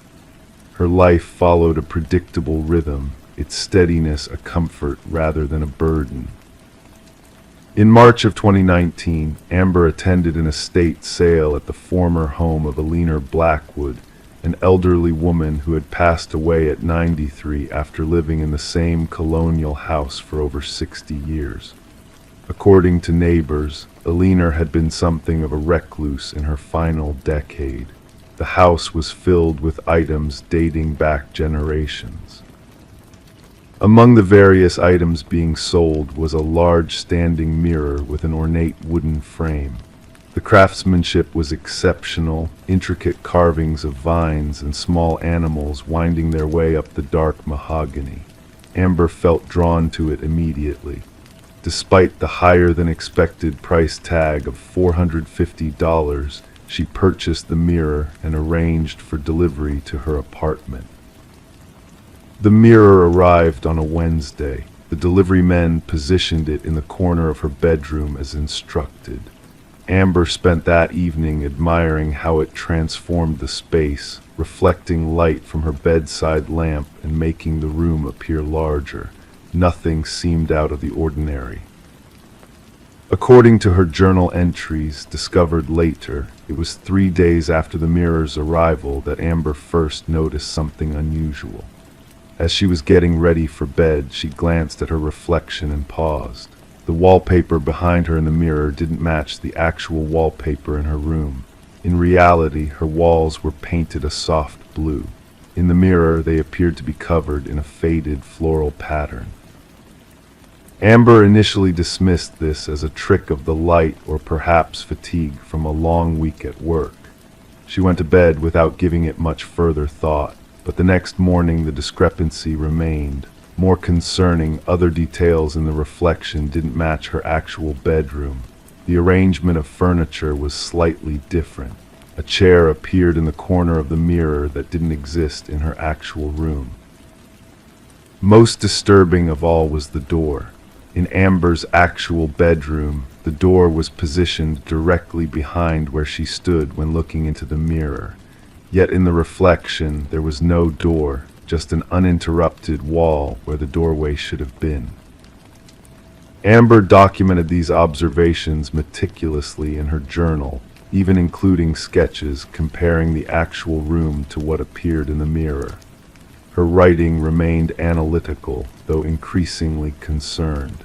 She considered the possibility of an elaborate prank or even hallucinations caused by stress or an undiagnosed medical condition. On day 5, Amber's journal reported a new development that clearly disturbed her. She wrote, "There was someone in the reflection today, not me, someone else. A figure sitting in the corner chair that doesn't exist in my actual room, just sitting there watching. I couldn't make out any features, just a dark silhouette. I turned around and of course there was nobody there. When I looked back at the mirror, the figure was gone. Am I losing my mind?" For the next several days, the figure appeared intermittently in the mirror, sometimes sitting, sometimes standing near the back wall. Amber never saw a face, just the silhouette. She began taking photos of the mirror, hoping to capture evidence of what she was seeing. The photos, later recovered from her phone, showed only normal reflections. Amber missed her Thursday book club meeting. When her friend Melissa called to check on her, Amber sounded distracted but insisted everything was fine. She had simply forgotten about the meeting while engrossed in research about antique mirrors. Melissa later told investigators that the conversation felt strained, with long pauses and Amber seeming to whisper at times, as though someone else might be listening. By the following Monday, Amber had called in sick to work for the first time in 3 years. Her final journal entry, dated March 28, 2019, read, "The figure spoke today. I couldn't hear anything, but I could see its mouth moving. It seems to be trying to communicate something important. I've decided to try to make contact. If this is some kind of elaborate optical illusion, or if I'm experiencing a psychotic break, I need to know. I've set up a camera to record what happens. If anyone finds this and I'm gone, please check the recording." The camera Amber referenced was found on her dresser, positioned to capture both her and the mirror. The recording showed Amber standing before the mirror for nearly 40 minutes, occasionally speaking as though responding to questions, though no one else is visible or audible. At the 37-minute mark, She reached toward the mirror's surface, and then the recording abruptly ended. Amber Wallis was reported missing on April 2nd, 2019, when she failed to call her parents on Sunday and didn't show up for work on Monday. Police found her apartment undisturbed. The door was locked from the inside, windows secured. Her car remained in the apartment building's parking lot. Her wallet, phone, and keys were on the kitchen counter. The investigation revealed little. The mirror stood in her bedroom, appearing to be an ordinary, if expensive, antique. No fingerprints were found on it except Amber's. Technical experts examined the recording, but found no evidence of tampering or unusual visual phenomena in the mirror's reflection. Investigators tracked down information about the mirror's previous owner, Eleanor Blackwood. Her niece, who had organized the estate sale, remembered the mirror being in her aunt's home since she was a child but knew nothing about its origins. Eleanor had inherited many items from her own parents, who had been avid collectors. One potentially significant detail emerged during interviews with Eleanor's former neighbors. An elderly man who had lived next door for decades mentioned that Eleanor had kept that mirror covered with a sheet for many years. When asked why, he recalled her saying something about not liking what it showed her. The police considered this comment too vague to be meaningful evidence. 6 months into the investigation, with no leads and no sign of Amber, the case went cold. Theories ranged from mental health crisis leading to suicide to Amber having carefully planned her own disappearance. Neither theory satisfied those who knew her well. In a strange footnote to the case, the mirror was eventually returned to the niece of Eleanor Blackwood, who promptly sold it to a private collector. The collector, a Dr. Raymond Marsh, reportedly kept it in his study for several months before donating it to a small museum specializing in allegedly haunted objects. The museum's curator later claimed that the mirror was perfectly ordinary, reflecting exactly what one would expect. The disappearance of Amber Wallis remains unsolved. Her apartment was eventually cleared out by her parents, who still maintain a small website dedicated to finding information about their daughter. Every year on the anniversary of her disappearance, they post a new plea for anyone with information to come forward. Some nights, the security guard at the university library where Amber worked swears he catches glimpses of a woman resembling her in the reflective surfaces of windows after hours. By the time he turns to look, there's never anyone there. Just the feeling of being watched and the faint impression that somewhere, somehow, Amber Wallis is still searching for her way back from wherever she went. In the small museum where the mirror now resides, visitors occasionally report seeing reflections that don't quite match reality. The curator dismisses these claims as the power of suggestion. After all, who hasn't looked into an old mirror and just for a moment wondered if what looks back is truly just themselves? Crime 9 glass jars, each labeled with a date and a name. Inside, strange contents, buttons, hairpins, bits of cloth. One was filled with sand, another with what looked like dried blood, but one jar was still warm, and the label simply read, "Yours." Sheriff Darren Colton had seen his share of disturbing crime scenes in his 23 years serving Blackwood County, but nothing quite like this. The attic of the Matheson residence at 1478 Sycamore Lane was meticulously organized. Jars lined up chronologically on handcrafted pine shelves, stretching back 15 years. They numbered 42 in total. Sarah Matheson had lived in Blackwood since 1997. A quiet woman in her early 50s, she taught 3rd grade at Pinewood Elementary. Her students adored her. Parents trusted her.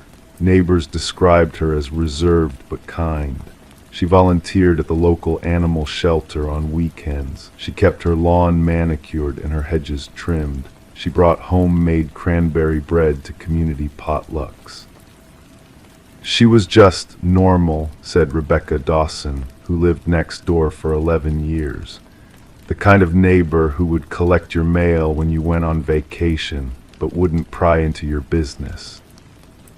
The first indication that something was amiss came on a Tuesday, April 18, 2023. Sarah hadn't shown up for work, unusual for a woman who, according to school records, had used only 4 sick days in the past decade. The school principal, Kenneth Watts, called her home phone, then her cell. No answer. I just had this feeling, Watts later told investigators.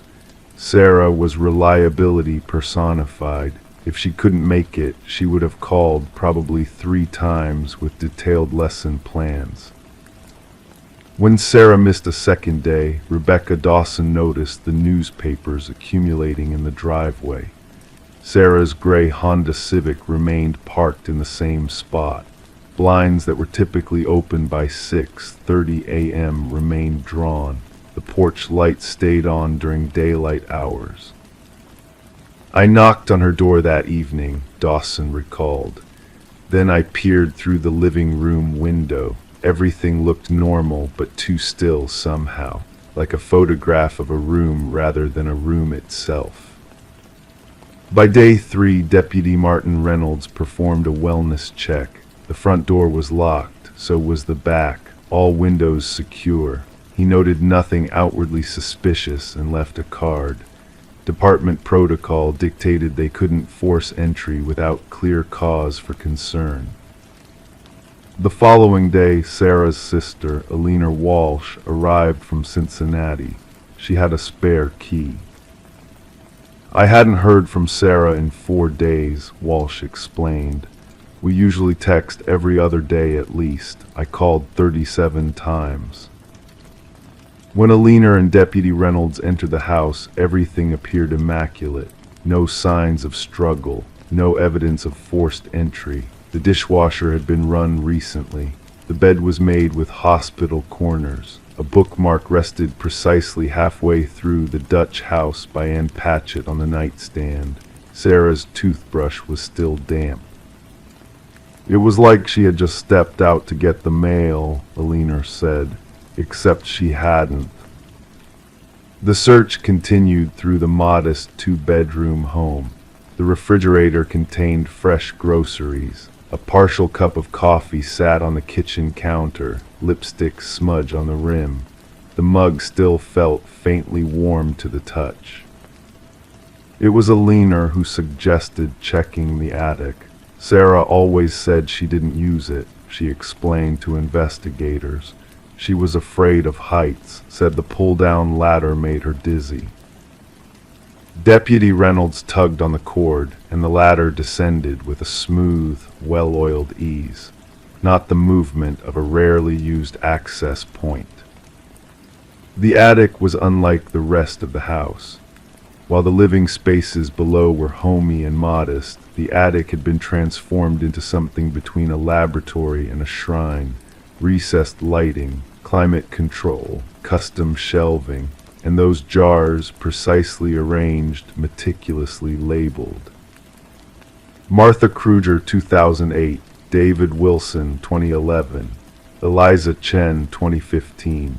Each name matched a missing person case from the surrounding counties. Some had been solved, others remained open. That's when I knew we weren't looking for a missing woman anymore, Sheriff Colton later stated. We were looking for a predator. The investigation revealed that Sarah Matheson was not Sarah Matheson at all.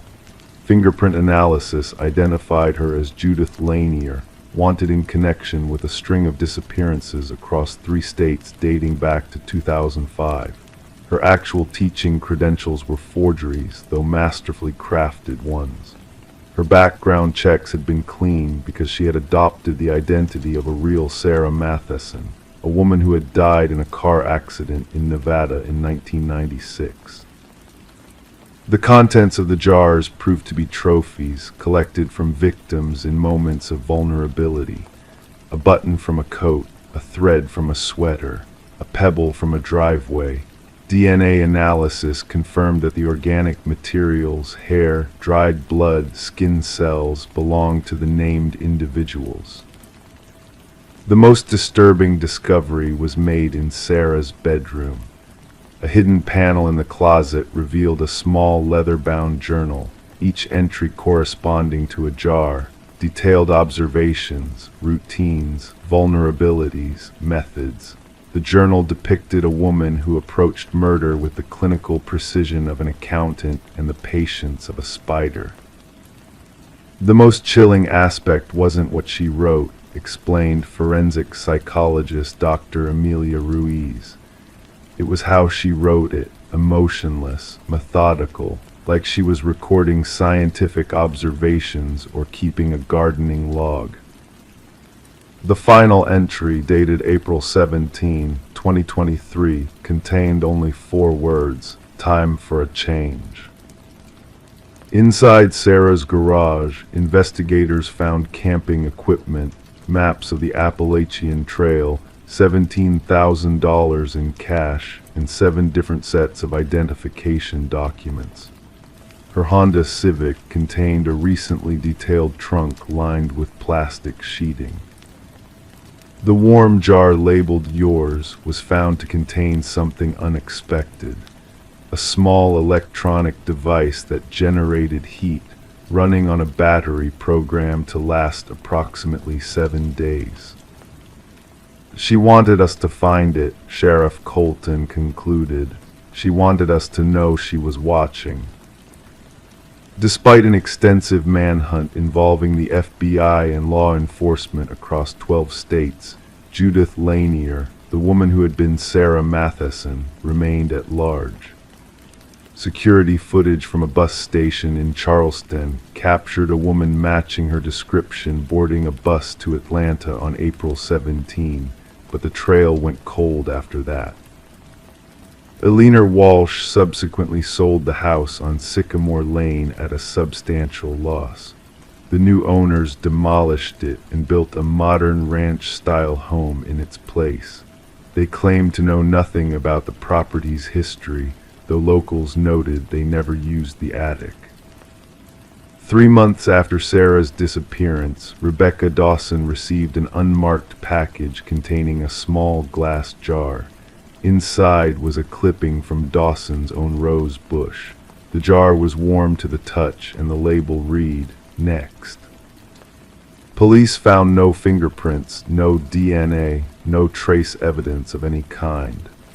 The package's tracking information led to a shipping center in Tulsa, Oklahoma, where a middle-aged woman using the name Patricia Miller had paid cash. 1 year later, a new elementary school teacher named Marion Collins moved to Addison, Pennsylvania. She volunteered at the local animal shelter. She brought homemade cranberry bread to community potlucks. Her students adored her. Parents trusted her. And in the attic of her rented Victorian home, a new collection of jars began to take shape. Somewhere in a small town or quiet suburb, Sarah Matheson, or whatever name she now used, was starting over, watching, waiting, collecting. Some say if you listen closely enough on quiet nights, you can hear glass jars being arranged, one by one, with gentle, methodical precision. And if you received a package containing a small glass jar, still warm to the touch, with a handwritten label reading, "Yours," well, by then, it would already be too late. Story 10, The Tale of Whispers in the Walls. The new inhabitants believed it to be just ordinary peeling wallpaper. Yet, as they delicately stripped away the layers, a hidden narrative began to unfold. Inked on the walls, repeatedly inscribed, was a name: Eleanor Winters. This singular name, occupying every corner of the room, etched in a hurried, uneven scrawl, beckoning attention to a story long forgotten. It wasn't the name of the previous proprietors. It didn't appear in any official documentation. However, upon delving into the depths of the online realm, a solitary search result emerged: a chilling missing persons case from decades past. And the most unsettling revelation: the woman captured in the faded photograph bore an uncanny resemblance to the one who had handed over the keys to the house Michael and Sarah Klein's enigmatic cellar. Michael and Sarah Klein had never envisioned an immediate renovation of the Victorian-era dwelling. The allure of the old abode, obtained at a surprisingly modest price, and the previous owner, a reserved, refined lady with strands of silver cascading through her dark locks, had seemed keen to part ways, citing a cross-country relocation. Enchanted by the residence's character, its intricate woodwork and towering ceilings narrating tales of a bygone era, the couple found themselves drawn to its mysterious charm. It all commenced with a simple water stain in the master bedroom. Sarah's eyes caught sight of a yellowish blemish spreading across the floral wallpaper. When Michael's fingers pressed against it, the paper yielded, unveiling a hidden layer beneath. Intrigued, they cautiously began peeling back the damaged section. The initial layer exposed outdated paisley motifs from what seemed to be the 1970s. Beneath that, striped paper harking back to an earlier decade. Yet as they persisted, an unexpected revelation surfaced in the third layer down. Words, dark ink on faded beige paper. Not mere scribbles, but a name, Alina Winters, reiterated ceaselessly, the handwriting evolving into a frantic, erratic display across the wall. "Who is Alina Winters?" Sarah murmured, her fingertips tracing the frenzied script. The discovery left them unsettled. That evening, Michael sat at their kitchen island, laptop aglow, delving into property archives. The house had changed ownership numerous times over the years. No trace of Alina Winters surfaced in any records. The woman who had passed on the house to them was identified as Margaret Cavendish. Sarah joined him, clutching a mug of steaming coffee. Try searching solely the name. The internet exploration yielded scant findings until they stumbled upon a digitized newspaper clipping extracted from aged microfiche. Alina Winters, aged 27, reported missing during the winter season. The monochromatic image portrayed a young woman with dark locks and distinctive eyes mirroring those of Margaret Cavendish, the lady who had relinquished the home to them. "This article dates back 30 years, Michael whispered, his voice barely audible over the hum of the refrigerator. Margaret could be approximately the right age now, but Sarah swallowed hard. The missing woman never received closure, no body recovered, no suspects identified. Their intrigue morphed into an all-consuming fixation. Sarah reached out to the former homeowners, retracing steps through county archives. The renovation efforts came to a standstill as they devoted evenings to their impromptu inquiry.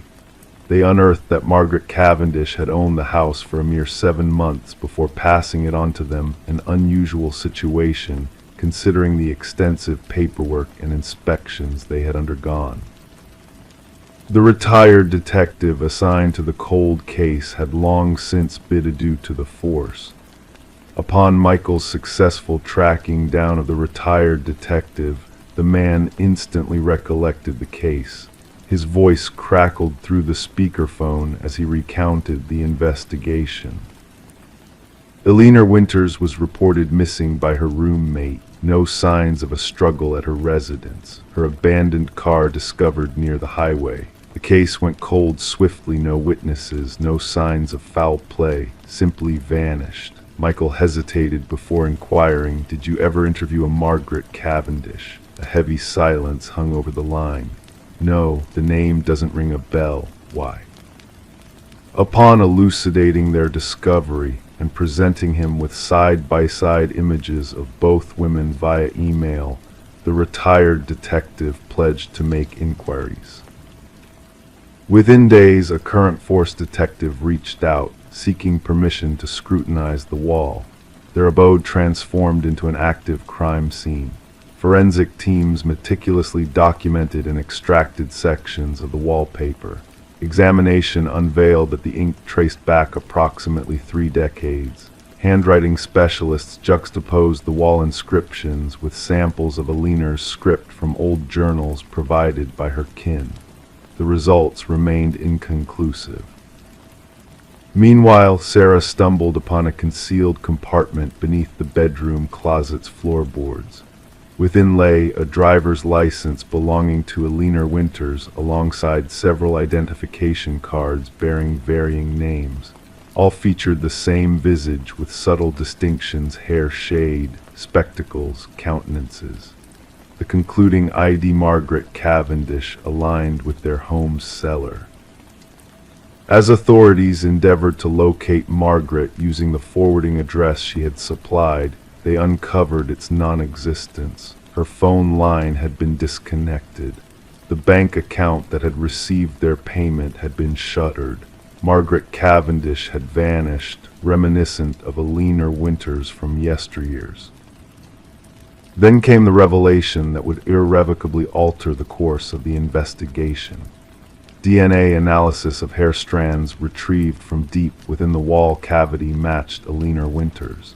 However, fingerprints lifted from the writing itself matched an altogether different profile, one attributed to a psychiatric patient named Rebecca Eldridge, who had been institutionalized shortly after Alina's disappearance. Rebecca Eldridge had been diagnosed with a severe dissociative identity disorder.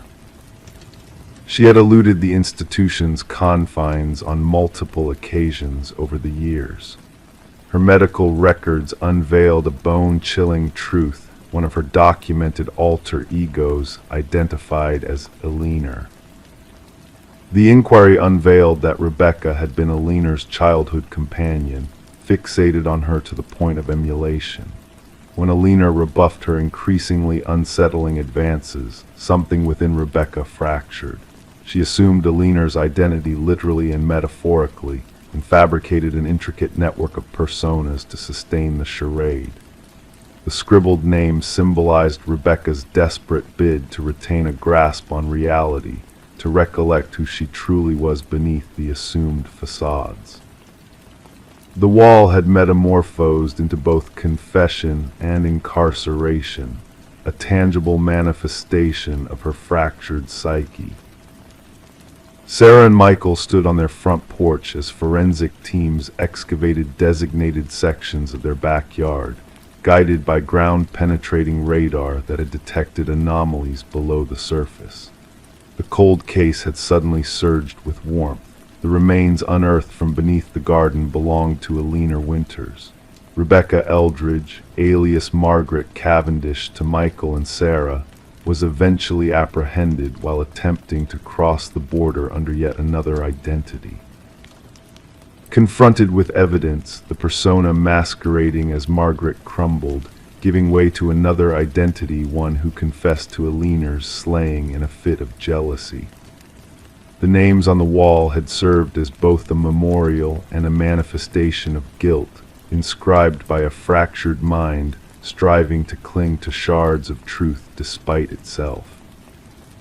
For Alina's kin, justice arrived 3 decades belatedly. For Michael and Sarah, their envisioned sanctuary became infamous, a footnote in the annals of true crime lore, forever enshrined as the abode where the walls themselves whispered tales of a tragic demise. Story 11: The Enigmatic Dollhouse. She had always avoided the attic, a space of shadows and secrets, until a fierce storm forced her to confront its mysteries. The attic, shrouded in neglect, held forgotten treasures cloaked in dust and cobwebs. Among them, in the dimmest corner, sat an ancient dollhouse, its intricate details capturing a haunting beauty. Each minuscule piece of furniture was meticulously arranged, frozen in time. But as she gazed into the miniature rooms, a sense of unease crept over her. The figures within were not lifeless dolls, but tiny, intricately hand-carved replicas of her own family. Each member was placed with eerie precision, mirroring their positions in the rooms below. However, one figure stood out, the representation of herself, standing near the attic entrance. Rebecca Morgan traced her finger along the dollhouse roof, feeling the slight groove where her miniature counterpart stood. A chill ran down her spine, unrelated to the icy draft swirling through the rafters. This dollhouse didn't belong here. It wasn't from her childhood home, but a rented house her family had recently moved into. Alarmed, Rebecca contacted the authorities, setting off a chain of events that would unravel a chilling mystery. Law enforcement arrived at the suburban residence to find a family in distress, reluctant to return to the attic. Detective Sarah Harmon, the lead investigator, initially dismissed their fears as mere paranoia, but the intricate craftsmanship of the dollhouse left her unsettled. Each tiny figure bore an uncanny resemblance to the family members, down to the smallest details. Forensic analysis revealed fingerprints on the dollhouse that didn't match any family member. Even more disturbing were microscopic cameras hidden in the figures' eyes, connected to a sophisticated surveillance system beneath the dollhouse. Reviewing the family's movements, investigators uncovered a disturbing revelation. The positions of the miniature figures mirrored not just one evening but multiple days, indicating a prolonged observation of the family's routines. It wasn't just stalking, Detective Harmon explained. It was a disturbing level of obsession, meticulously documented. Further exploration led to the discovery of a hidden basement chamber concealed behind a pantry wall. Evidence suggested someone had been living there, undetected, since before the Morgans arrived. The absence of forced entry puzzled investigators, revealing a dark past linked to the house's previous owners. The digital trail led to an apartment across town, belonging to Martin Wells, the son of the deceased homeowners. His obsession with the property drove him to create a hidden sanctuary below, surveilling the unsuspecting tenants through the dollhouse. Wells' journals and photographs painted a picture of a man consumed by possessive delusion, his need for control manifesting in twisted ways. During interrogation, Wells remained chillingly composed, justifying his actions as a means of asserting authority over his childhood home. His distorted perception turned the family into mere puppets in his elaborate game of control. The Morgans never returned to the house, shattered by the violation of their privacy and security. Rebecca, haunted by the realization that they had been watched and manipulated, found solace in a new home far away. Yet the fear lingered, a specter of unease that followed her into each room, a reminder of the dollhouse's sinister presence. Wells faced charges of stalking, invasion of privacy, and illegal surveillance, his actions sparking a reevaluation of real estate laws. The judge, recognizing the profound trauma inflicted upon the Morgan family, condemned Wells for his heinous violation of their lives. As criminologists delved into the case, they shuddered at the thought of how long Wells might have operated unnoticed. His intricate web of surveillance stretched across multiple properties, a disturbing legacy of voyeurism and manipulation. Rebecca, scarred by the ordeal, removed all traces of miniatures from her new home, a silent vow to break free from the shadows of the past. Yet in quiet moments, she couldn't shake the feeling of being watched, a lingering dread that whispered of unseen eyes and hidden truths waiting to be unveiled in the darkness. Story 12: The Whispers of the Forgotten. She desired to refresh the nursery's look before the little one's arrival. The walls wore a faded blue hue, a color that had witnessed countless tales within its ancient layers. As she applied the first coat of white paint, a hidden secret emerged from beneath the faint outline of letters, gradually becoming clearer and more defined, a message etched beneath the surface. "Don't let it hear you. her breath hitched in her throat. Stepping back, her eyes caught sight of it, tiny handprints imprinted in the fresh paint, positioned too high on the wall for any child to reach.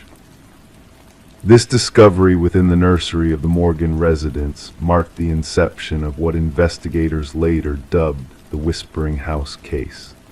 The young couple had acquired the Victorian-style home just a few months prior for a remarkably low price. The real estate agent had only mentioned minor cosmetic issues, omitting any reference to the property's shadowy past. Detective Sarah Klein rang the doorbell, clutching her notebook. A woman answered, her pregnant belly protruding beneath her paint-stained overalls. Dark circles rimmed her tired eyes. It was evident she hadn't found rest in days. The detective observed the woman's trembling hands as she recounted finding the message and the mysterious handprints. The previous owners vanished suddenly, the woman explained.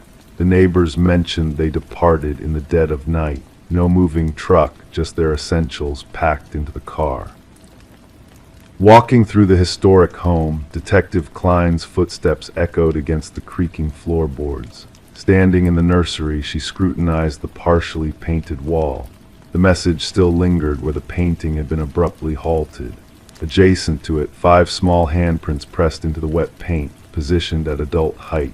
Back at the precinct, Detective Klein delved into records regarding the property.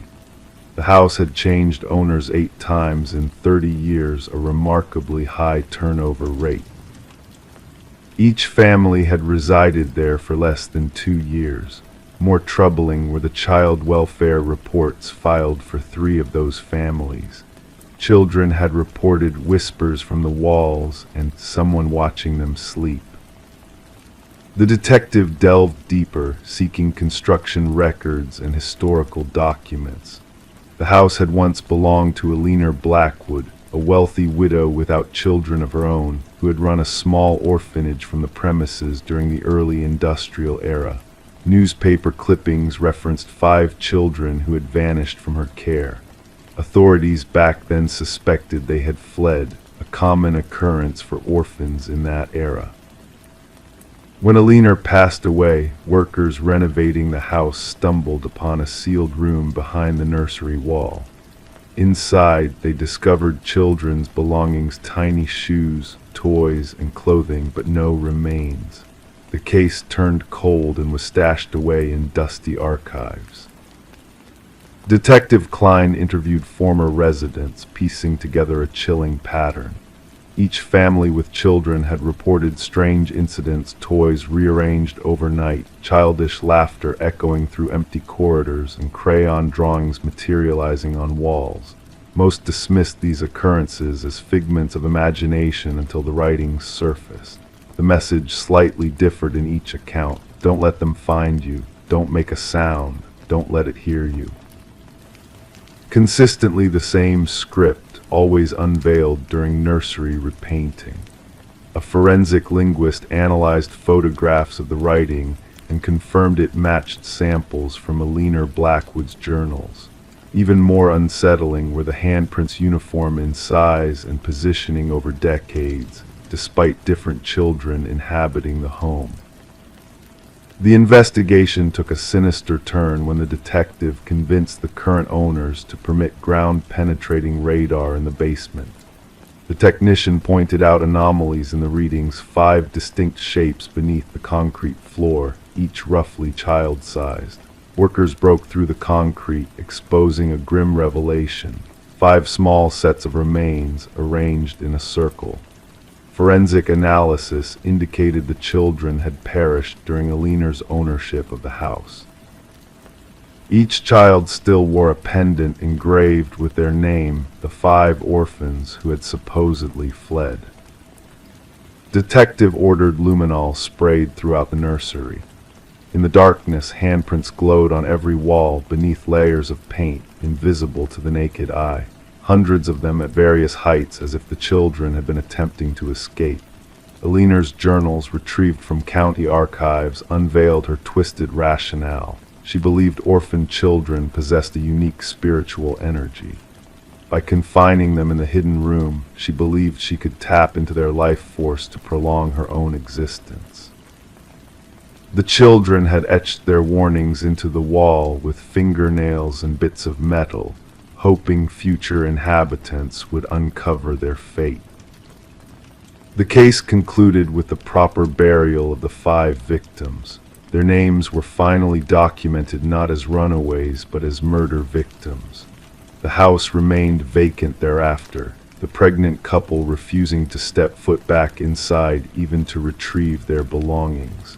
Detective Klein submitted her final report, enclosing photographs of the handprints illuminated by luminol and the message beneath the paint. She noted that while justice had been served for the original victims, an inexplicable presence lingered in that house, something that continued to reach out through layers of paint and time. The nursery walls were dismantled during the cleanup process, yet workers reported hearing children's whispers emanating from within the debris. Each one declined to return after their shift concluded. The house was eventually condemned, another cold case stored in a dusty cabinet, a tangible closure, but spiritual queries that would forever remain unanswered. The detective retained one photograph from the case, 5 luminol handprints glowing in the darkness, a haunting reminder that certain crimes leave indelible marks that no amount of fresh paint can conceal. Story 13. The worn envelope, aged and tinged with yellowing edges, held a fresh stamp, as if just whisked from the post office. With careful hands, the detective unfolded the paper within, its message typed in a hurried, uneven script. "I am sorry for what I did." A dampness clung to the paper, carrying a faint scent of iron, and there, along the lower edge, a reddish smear caught their eye. Not ink, but blood. Detective Sarah Morgan, with practiced precision, secured the letter in an evidence bag, her gloved fingers careful not to disturb the evidence. The forensics team confirmed her suspicion. The blood matched DNA from a long unsolved homicide case that had lingered in the shadows of the department for years. The victim, a bright young journalist named Rebecca Warren, had been discovered in her apartment, the scene marred by multiple stab wounds. Her laptop gone, her notes scattered, hinting that her demise was tied to an article she was pursuing. The case had grown cold, despite tireless efforts and countless dead ends, and now this cryptic letter had found its way to the homicide division, carrying only those haunting words, "I am sorry for what I did." The paper and envelope yielded few clues, only faint marks suggesting the sender had taken care to wear gloves, but the postmark offered a glimmer of hope, a thread to follow. Gathered in the dimly lit briefing room, Detective Morgan and her team faced a wall plastered with images of crime scenes, timelines, and profiles of suspects who had slipped through their grasp. She pinned the letter at the heart of it all. "This changes everything," she murmured to the room. "Our killer shows remorse." Detective James Chen, her steadfast partner in this enigmatic case, studied the letter intently. "Or perhaps they desire us to believe so," he proposed. The blood could be a mere act, a mocking gesture. The forensic team traced the unique typewriter impression to a model long out of production, a relic from the past, rare yet not unattainable. They reached out to antique aficionados and collectors across the region, casting a net in search of this elusive clue. As the investigation gained traction, they delved into Rebecca's world. Her editor painted a portrait of a fierce investigator, unyielding in her pursuit of truth. Her most recent inquiry had led her to a prominent family embroiled in local politics. With the family patriarch's recent passing, disputes over the will had fractured relationships, breeding suspicion and betrayal. The detectives revisited Rebecca's boyfriend, Michael Barnes, whose grief had seemed genuine in their earlier encounters. But now, under the shadow of the letter, subtle shifts in his demeanor betrayed a hidden unease. "Rebecca spoke of being followed," he confessed, his voice tinged with regret. I dismissed her fears, attributing them to her investigation. I should have listened. While they unraveled this new thread, a second letter arrived, bearing the same typewritten message, the same ominous bloodstain. This time the words bore more weight. She delved too deeply into the family secrets, the inheritance, the patriarch's demise. It was never meant to escalate this far. The trail led them to the grand estate of the deceased patriarch, where they confronted his eldest son, Richard. Among his collection of antiquities sat several vintage typewriters. His explanations seemed rehearsed, his composure calculated. A breakthrough emerged when microscopic fibers on the envelopes linked back to custom stationery exclusive to the youngest daughter, Eleanor. Questioned, she disclosed Richard's request to borrow her stationery weeks earlier. A search of Richard's abode unveiled a concealed chamber, housing relics of Rebecca's life clippings, surveillance photos, and a vintage typewriter mirroring the one used for the letters. The blood, upon analysis, bore Rebecca's DNA, yet the most unforeseen revelation lay in the connection between Richard and Michael. Financial records unveiled substantial transactions from Richard to Michael in the weeks leading to Rebecca's tragedy. Confronted, Michael crumbled. Rebecca uncovered Richard's plot to hasten his inheritance by poisoning his father, he confessed. I informed Richard of her discoveries, intending only to deter her. I never fathomed he would resort to murder. The puzzle neared completion when Eleanor disclosed a clandestine recording a conversation between Richard and Michael, plotting Rebecca's demise. Richard's voice chillingly clear. She must be silenced for good. In a bid to flee, Richard was apprehended. Prosecutors built their case upon the letters, the typewriter, the financial exchanges, and Eleanor's damning evidence. Michael, in exchange for his testimony, accepted a plea deal. Throughout the trial, Richard maintained his innocence, accusing Michael of framing him, but the weight of evidence proved insurmountable. After a brief deliberation, the jury rendered a guilty verdict. As Richard faced the consequences, Detective Morgan approached Rebecca's grieving parents in the courtroom. Though no words could heal their loss, the verdict offered a semblance of closure. The blood-stained letters, relics of a dark chapter, lingered in evidence, a testament to the truth that even the most meticulous crimes leave trails, and that remorse, whether genuine or feigned, can be the undoing of those who believe they have evaded justice. The tale of Rebecca Warren became a cornerstone in detective lore, a lesson that sometimes, in the quiet shadows of a mystery, a simple typewriter and the haunting echo of guilt can reveal the most profound truths. Story 14. The gentle current flowed lazily that quiet morning, the water reflecting the sky like a shimmering mirror. The fisherman's boat drifted aimlessly, and he almost missed the sight of a lone suitcase bobbing near the shore. At first it seemed like a forgotten item, perhaps discarded by careless hands. But as he approached, a foul odor wafted towards him, thick and heavy. The suitcase was bound in chains, its metal edges rusted from days spent exposed to the elements.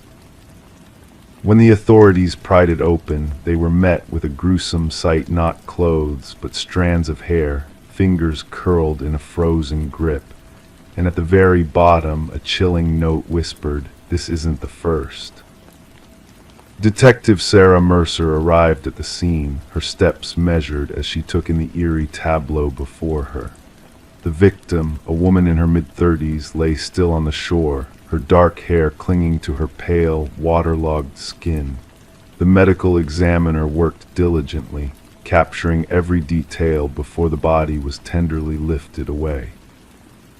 What struck Mercer was not just the brutality of the crime, but the strange care taken in presenting the victim manicured nails, freshly styled hair, clad in expensive attire.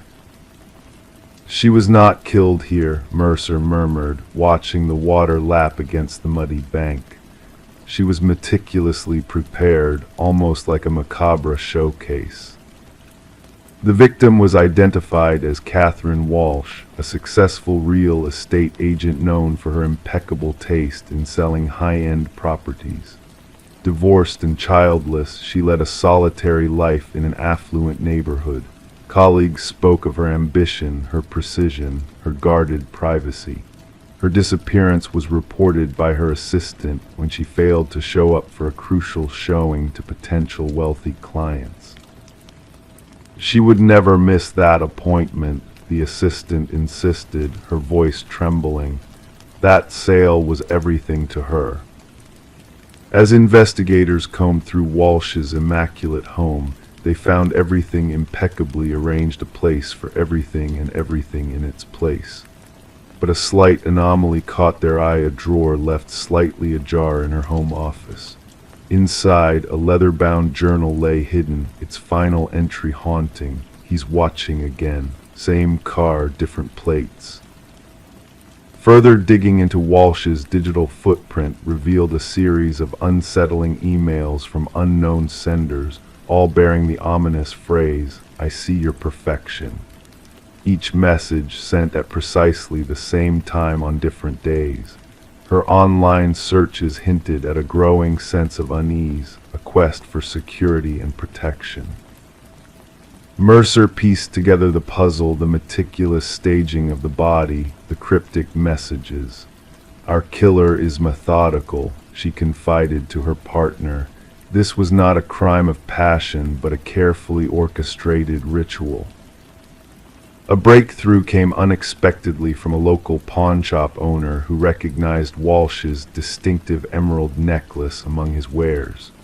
The culprit turned out to be Michael Linden, a nondescript maintenance worker with a penchant for invisibility. Surveillance footage revealed his repeated visits to Walsh's building, sometimes with his maintenance cart, sometimes without, always during her absences. When Linden's apartment was searched, a chilling discovery awaited. The walls adorned with photos of Walsh and other women, all eerily similar in appearance. Some faces were crossed out in red ink. Walsh was just one of his victims. A hidden compartment in his closet unveiled a shrine to his prey, personal items meticulously collected, each with a story to tell. In the interrogation room, Linden's demeanor remained eerily calm. They were flawed, he finally confessed, his voice devoid of emotion. They pretended at perfection, but I saw their imperfections. Catherine's desk drawer was always messy. She missed a spot when she applied her lipstick. Her perfection was a facade. The search for the other victims mentioned in his note led investigators to remote locations where 2 more suitcases were recovered, each holding a tragic tale of perfection turned obsession. As Linden faced trial, his stoic facade crumbled under the weight of his crimes. The families of the victims sat in silent grief as the judge pronounced a life sentence without parole. For Detective Mercer, the case closed officially, but the shadows of unanswered questions lingered. What drove Linden to fixate on these particular women? What inner flaw was he desperately trying to erase through his twisted acts? The river continued its tranquil journey downstream, carrying away all evidence with its gentle current. Yet on Mercer's desk at the precinct lay copies of those chilling notebooks, a stark reminder that in the facade of normalcy, darkness sometimes lurks. The most dangerous predators may not be the ones hiding in the shadows, but those hiding in plain sight, waiting for the smallest crack to reveal their true nature. Story 15. The parcel arrived unannounced, a mystery in cardboard form. No return address, no tracking number, just a box tinged with morning dew. It wasn't intended for Sarah Miller. Her address was correct, but the name was a stranger's. She hesitated, knowing she should have left it untouched on her porch. But curiosity whispered louder than reason, urging her to unravel the enigma. With cautious hands, she peeled back the tape, anticipating mundane contents like books or clothes. Instead, a VHS tape lay nestled inside, accompanied by a solitary sticky note bearing a cryptic command: "Watch alone." Sarah held the black plastic cassette, feeling an inexplicable weight in her palms, as if it carried the burden of forbidden knowledge. Her fingers traced the tape's worn edges, sensing the hidden stories etched into its surface. The handwritten note revealed traces of urgency, each stroke pressing into the paper with unspoken secrets. Outside, the suburban neighborhood hummed with its usual rhythm: a distant dog's bark, children's laughter, the drone of a lawnmower. Oblivious to the clandestine delivery that had slipped into Sarah's possession. Bringing the package indoors, she placed it on her kitchen counter, uncertainty clouding her thoughts. The name Daniel Whitaker held no significance in her memory.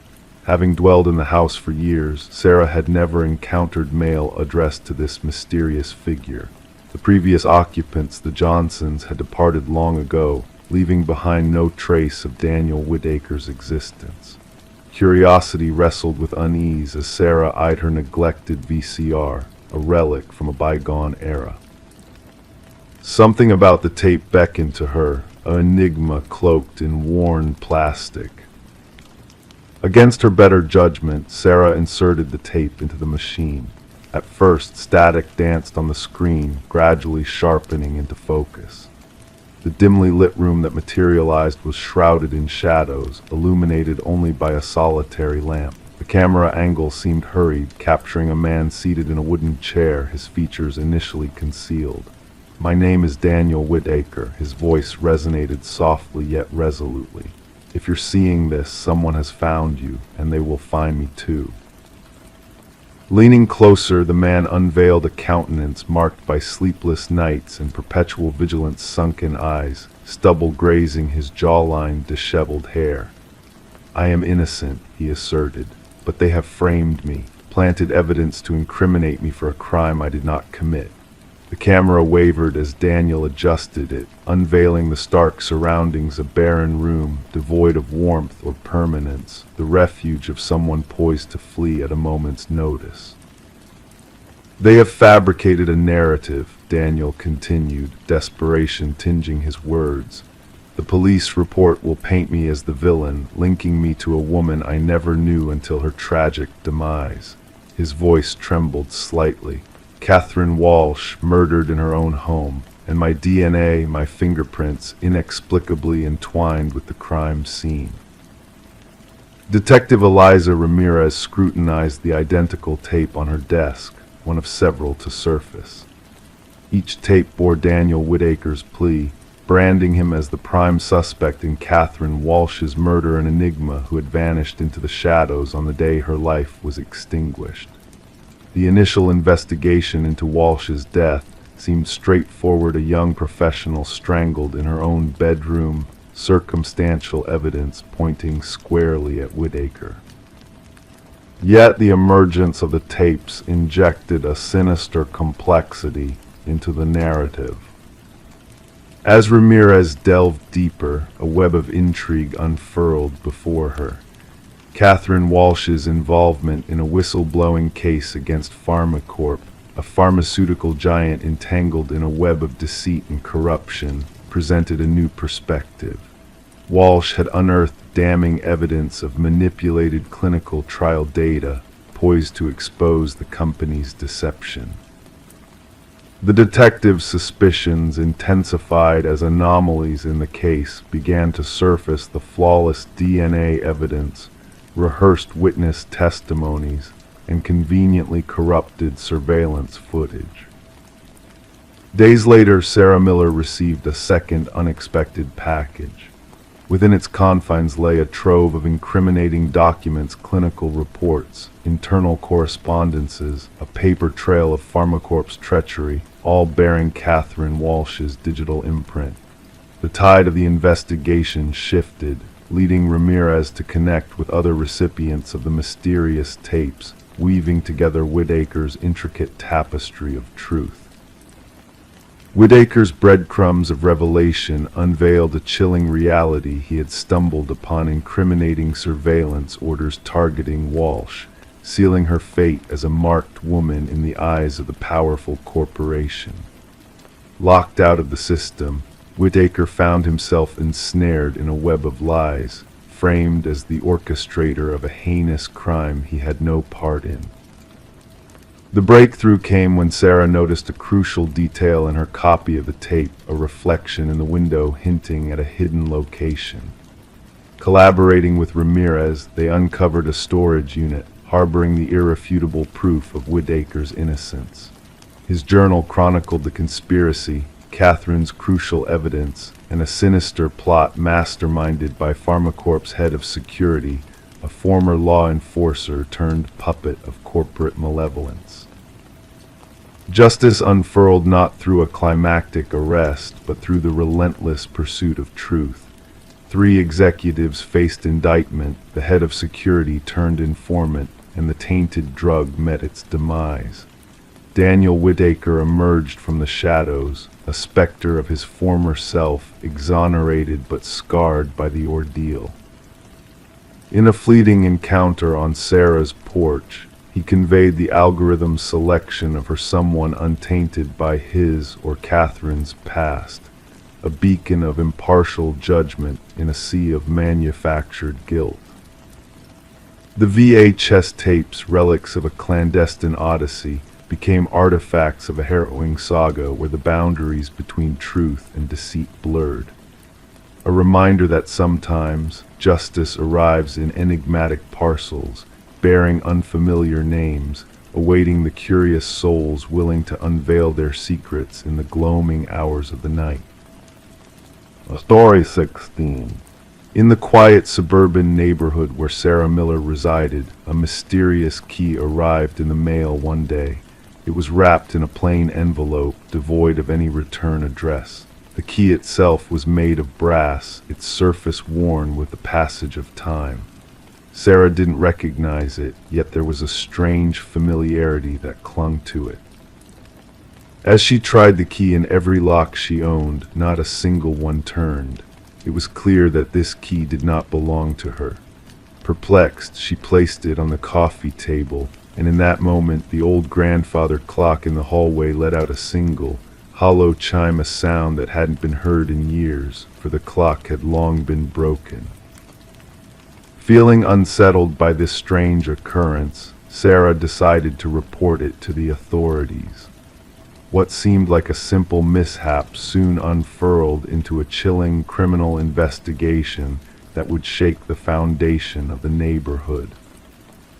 The responding officer, upon hearing Sarah's story, initially brushed off her concerns, attributing the key's arrival to a possible mistake. However, Sarah's gut feeling told her otherwise. She insisted that something was amiss.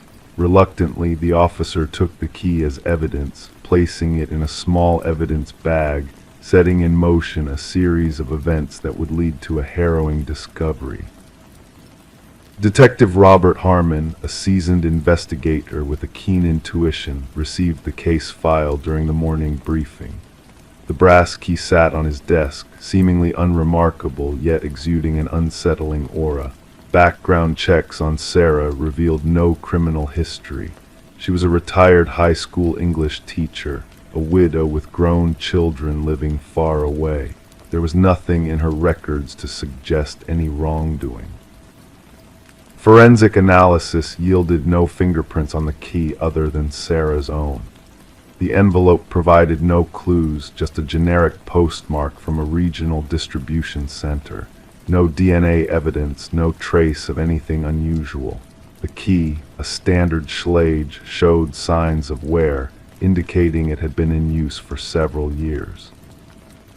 The breakthrough in the case came when Detective Harmon decided to cross-reference the key's unique pattern with the department database. It led to a cold case from 7 years prior, where a similar key pattern was linked to a storage unit containing disturbing evidence, a grim collection of blood-stained carpet, tools, and photographs of unidentified women, some of whom were missing persons. The original investigation had hit a dead end due to lack of evidence. Harmon delved into the dusty case files, uncovering a trail that led to Harold Jenkins, a former neighbor of Sarah's. Jenkins had a shadowy past, with gaps in his employment history and a penchant for relocating frequently. As the investigation progressed, a dark truth began to emerge. Jenkins had meticulously planned his crimes, leaving behind a trail of horror that spanned nearly a decade. The discovery of a hidden room filled with identical brass keys, each bearing a name and date, revealed the extent of his atrocities. Buried behind Jenkins' cabin, investigators unearthed multiple bodies, each a grim testament to his twisted actions. Sarah, caught in the midst of this nightmare, was provided with round-the-clock protection as the manhunt for Jenkins intensified nationwide. The hunt for Jenkins culminated in a tense standoff, ending in his tragic demise. Inside a journal found near his body were detailed confessions of his crimes, along with a chilling message directed at Sarah. The investigation uncovered a total of 32 victims, bringing closure to families who had long awaited answers. Sarah never returned to her home, the veil of normalcy shattered by the darkness that had lurked so close to her. The case of the Keymaster remains a haunting reminder of how predators can hide in plain sight, their true nature concealed behind a facade of normality. As the investigative teams continue to dissect Jenkins' writings for insights, the collection of brass keys in the evidence locker stands as a silent testament to the lives lost, a reminder that sometimes the most sinister evils can be found where least expected. Story 17. The town held its breath, never daring to mention the house that lingered at the edge of the woods. It stood solitary, a silent sentinel with windows stained black, porch stooped under the weight of time's heavy hand.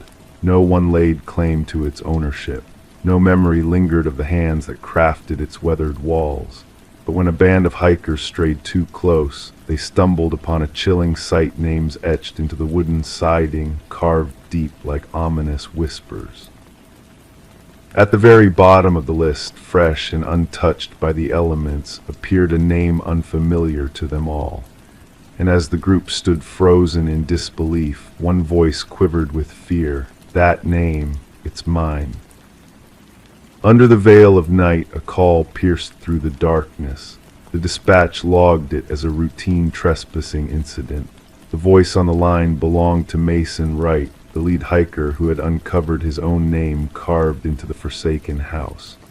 Responding officers anticipated a simple case of juvenile mischief, a prank gone awry, but what awaited them defied rational explanation.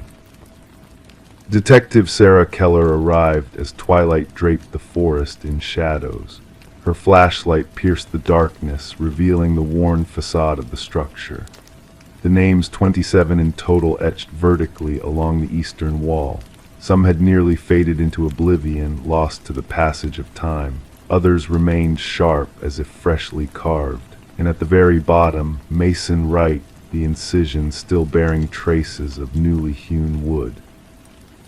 "I've never set foot here before," Mason insisted, his breath materializing in the frigid air. "I can't fathom how my name came to be here." Thus began the inquiry, delving into the backgrounds of each name inscribed on that haunted wall. The findings sent chills down the spines of the detective team. Every name belonged to an individual reported missing over the span of 4 decades. Some cases had grown cold, while others remained open. Yet a common thread wove through them. All the vanished souls had been last seen hiking alone. Forensic experts meticulously documented each carving, noting the varying depths, techniques, and weathering patterns. The oldest name, Rebecca Hansen, aligned with a missing persons case from 37 years past. The records painted a grim picture of a young woman who ventured into those very woods, never to return. Search efforts yielded naught but a lone hiking boot beside a babbling stream. Detective Keller interrogated Mason at length. His account remained unwavering. He bore no ties to the area beyond that ill-fated hike with 4 friends. They had picked the trail at random, guided by an online suggestion. Nothing in his past linked him to the other names adorning the wall. The focus shifted to Mason's companions. Emily Chen, the group's photographer, offered snapshots captured during their trek. Upon scrutinizing the images, analysts uncovered a disquieting presence, a blurred figure haunting the background of 3 distinct photographs. A spectral form, tall and slender, perpetually obscured by the foliage. "We never encountered anyone else on the trail," Emily attested. "We would have remembered." Instructing a search of the house's interior, Detective Keller led the team into the abandoned abode. Dust blanketed every surface, furniture lay broken and forgot. Yet in the bowels of the basement, a chilling revelation awaited. Personal effects of the missing hikers lay meticulously arranged on wooden shelves. Watches, backpacks, cameras, wallets. Each labeled with a name corresponding to those on the exterior wall. As technicians cataloged the evidence, a grim truth emerged beneath the harsh glow of ultraviolet light. Traces of blood staining the concrete floor, remnants of attempts to erase the past. While ground-penetrating radar yielded no subterranean graves beneath the house, cadaver dogs repeatedly alerted to a dense thicket at the property's rear.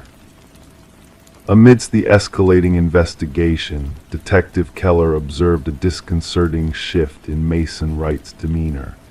He reported eerie phenomena, whispers echoing outside his dwelling, enigmatic footprints leading to his doorstep but vanishing without a trace, shadowy forms lurking in the periphery.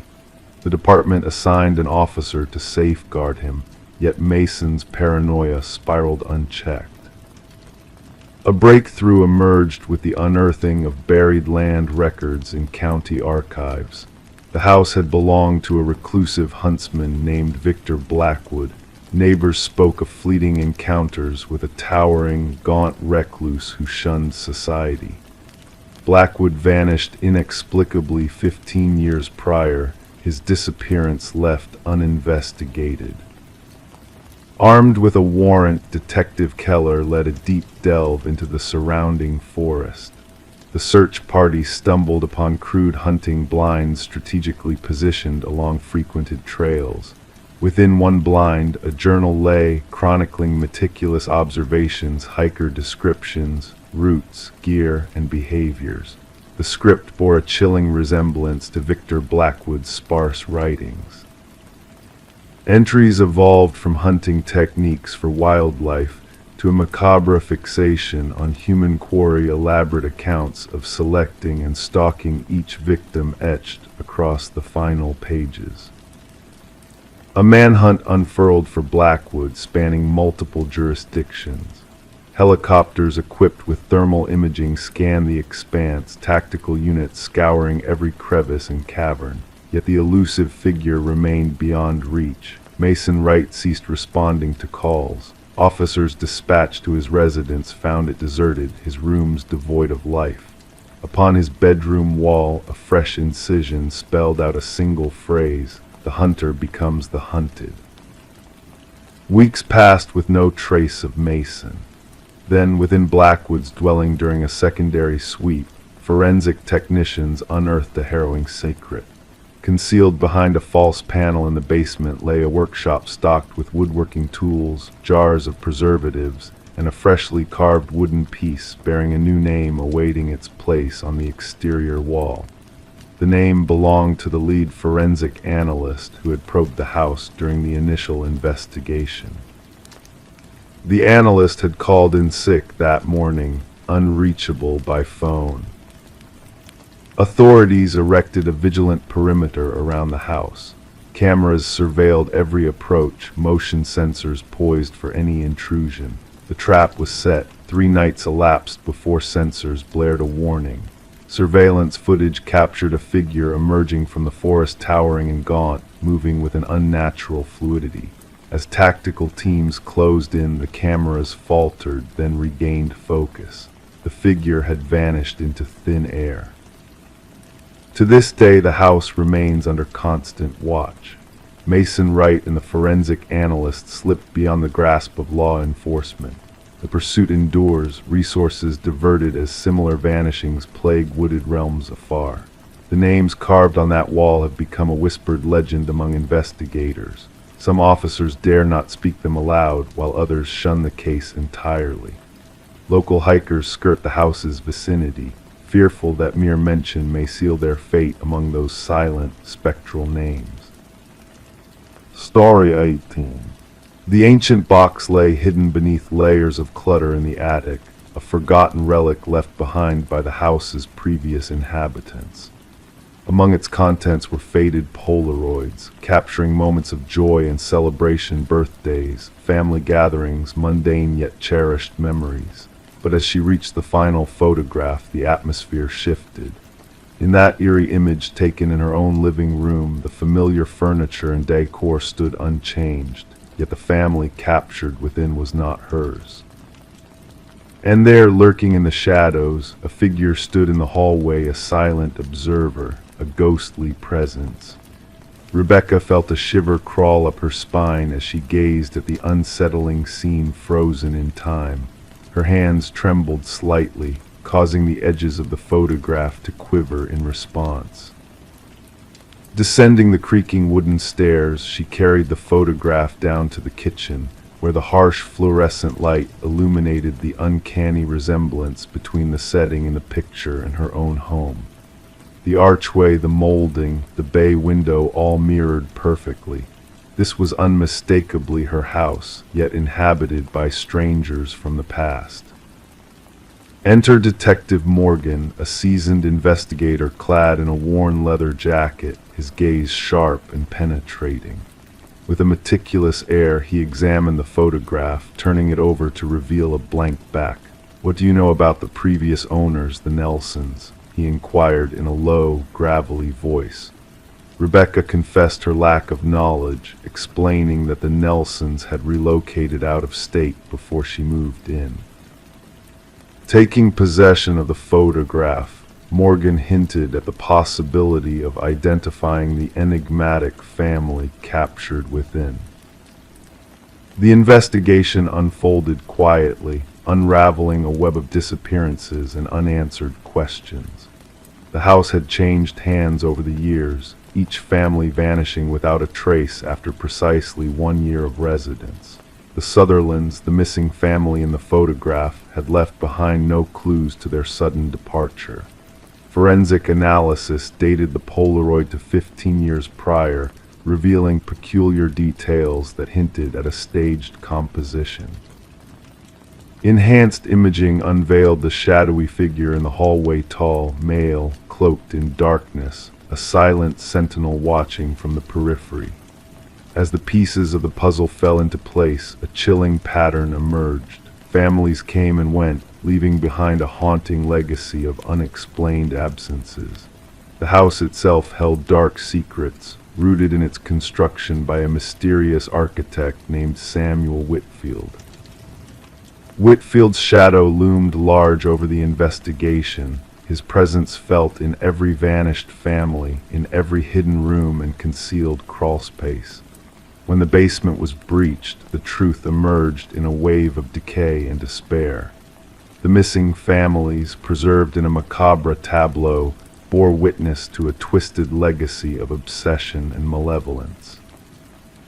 Rebecca, now a mere pawn in a sinister game, sought refuge under police protection as the darkness closed in around her. The eerie silence of the empty house echoed with whispers of the past, of a phantom architect who defied death and time itself. The Polaroid camera's mechanical whir punctuated the night, a sinister reminder that the watcher in the shadows was not done yet. The house stood as a silent sentinel, its windows veiled in darkness, its walls holding secrets that defied explanation. Samuel Whitfield, if that was truly his name, remained a spectral enigma, his legacy haunting those who dared to uncover the truth. And in the stillness of the night, new photographs developed in hidden rooms, capturing unsuspecting families and their unwitting fate, while the watcher in the shadows remained ever vigilant. The quest for truth had only just begun, drawing in those who sought to unravel the enigma of the man in the photograph, only to find themselves ensnared in a chilling tale of mystery and malevolence. Story 19. In the realm of mysteries that whisper through the night, there was a tale that unfolded like a dream veiled in shadows. It began with a mere pocket dial, a spectral transmission of static and muffled echoes that danced in the air. The operator, on the verge of dismissing it as a trick of the wires, hesitated as a voice pierced through the veil of silence. A woman's voice, shrouded in urgency, whispered frantically into the void, "He's here." And then, as swiftly as she had appeared, she vanished into the depths of silence. The enigma led the way to an empty house, a relic of solitude abandoned by time and memory. Its walls whispered secrets of bygone days, of a family named Sullivan who had fled its halls after a fire had devoured a part of their world. No footprints marred the dust-laden floors, no signs of intrusion disturbed the tranquility that lay like a shroud over the desolate rooms. Yet in the heart of the stillness, amidst the remnants of a forgotten life, there sat a phone on the kitchen counter, its screen aglow with an otherworldly light. The call had been made mere moments ago, a phantom echo of a voice that refused to be forgotten. Detective Morgan Reed, a seeker of truths woven in shadows, played back the haunting recording for the 5th time, each whisper etching itself into her mind like a ghostly caress. The voice, laden with desperation and fear, echoed through the empty halls, a melody of the unseen that sent shivers down her spine. The house, once a sanctuary for the Sullivans, now stood as a mausoleum of unanswered questions, its secrets buried deep within its silent walls. As the investigation unfurled its tendrils into the past, Detective Reed delved into the history of the Sullivan family, tracing the echoes of their lives through the annals of time. The number that had sparked the enigma led back to Catherine Sullivan, the daughter who had met her fate in a tragic car accident 3 years past. A specter from the beyond, her voice echoed from the void, a testament to the mysteries that lingered in the spaces between life and death.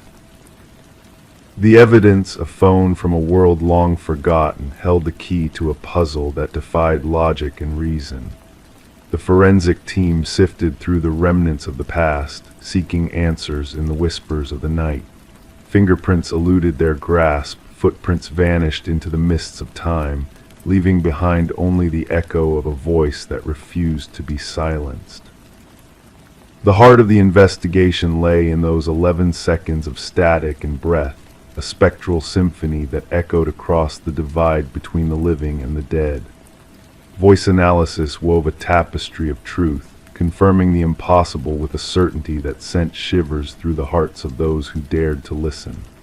The timestamp, a harbinger of fate, revealed a chilling truth. The call had occurred at the precise moment of Catherine's passing, a convergence of worlds bound by a thread of destiny. As the investigation unfurled its shadows, Detective Reed and her partner, Detective Walsh, ventured into the labyrinth of the past, seeking answers in the whispers of the forgotten. Interviews with those who had known Catherine painted a portrait of a life cut short, of love turned to ashes, of a darkness that lurked beneath the facade of normalcy. The turning point came in the form of a journal, a testament to a life lived in fear and shadows. Catherine's words, etched in ink, spoke of a love twisted into a nightmare, of a soul trapped in a web of deceit. The final entry, a plea from beyond the grave, whispered of a darkness that lurked in the heart of the one she had once trusted. Confronted with the echoes of the past, Mark Jennings, the specter of Catherine's life, found himself ensnared in a web of his own making. The journal, a mirror to his sins, reflected a truth he had long sought to bury, a truth that now stood before him, a specter of justice that refused to be denied. As the shadows of the past unfurled their tendrils, the truth emerged from the depths of silence. The buried phone, a relic of a life cut short, bore witness to a tragedy that had long been veiled in shadows. Deleted texts, a testament to a life snuffed out too soon, revealed a truth that could no longer be denied. In the heart of the darkness, justice awaited its reckoning. Mark's web of lies unraveled, his facade of innocence torn asunder by the weight of his sins. The whispers of the past, the echoes of a life cut short, converged in a symphony of truth that echoed through the halls of justice. As the gavel fell, sealing Mark's fate, Catherine's mother clutched the journal to her chest, a beacon of light in a world veiled in shadows. Justice, a specter of the past, had finally found its mark, not through supernatural means, but through the voice that had refused to be silenced. And so the phone from the abandoned house, a relic of a life cut short, now lay dormant in the evidence locker, a reminder of the mysteries that linger in the spaces between light and darkness. The whispers of the past, the echoes of a life lost, now spoke in hushed tones of a truth that could no longer be denied.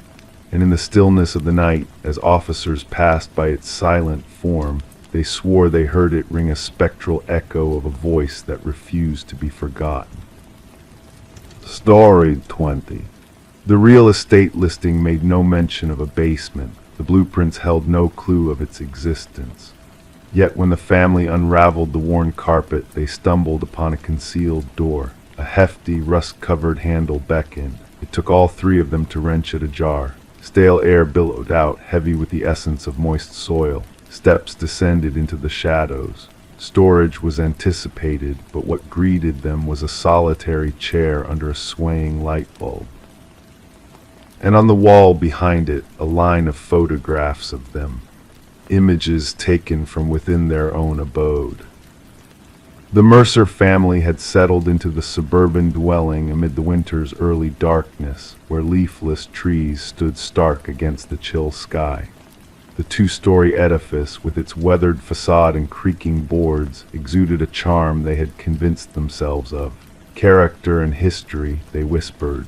Little did they foresee the depths of history embedded within the house, or the violent collision it would have with their present. Detective Sarah Connors arrived at the property with her partner, the crime scene sealed off with fluttering yellow tape by the forensic team. Mrs. Mercer's tremulous voice had relayed the discovery beneath their living room floor.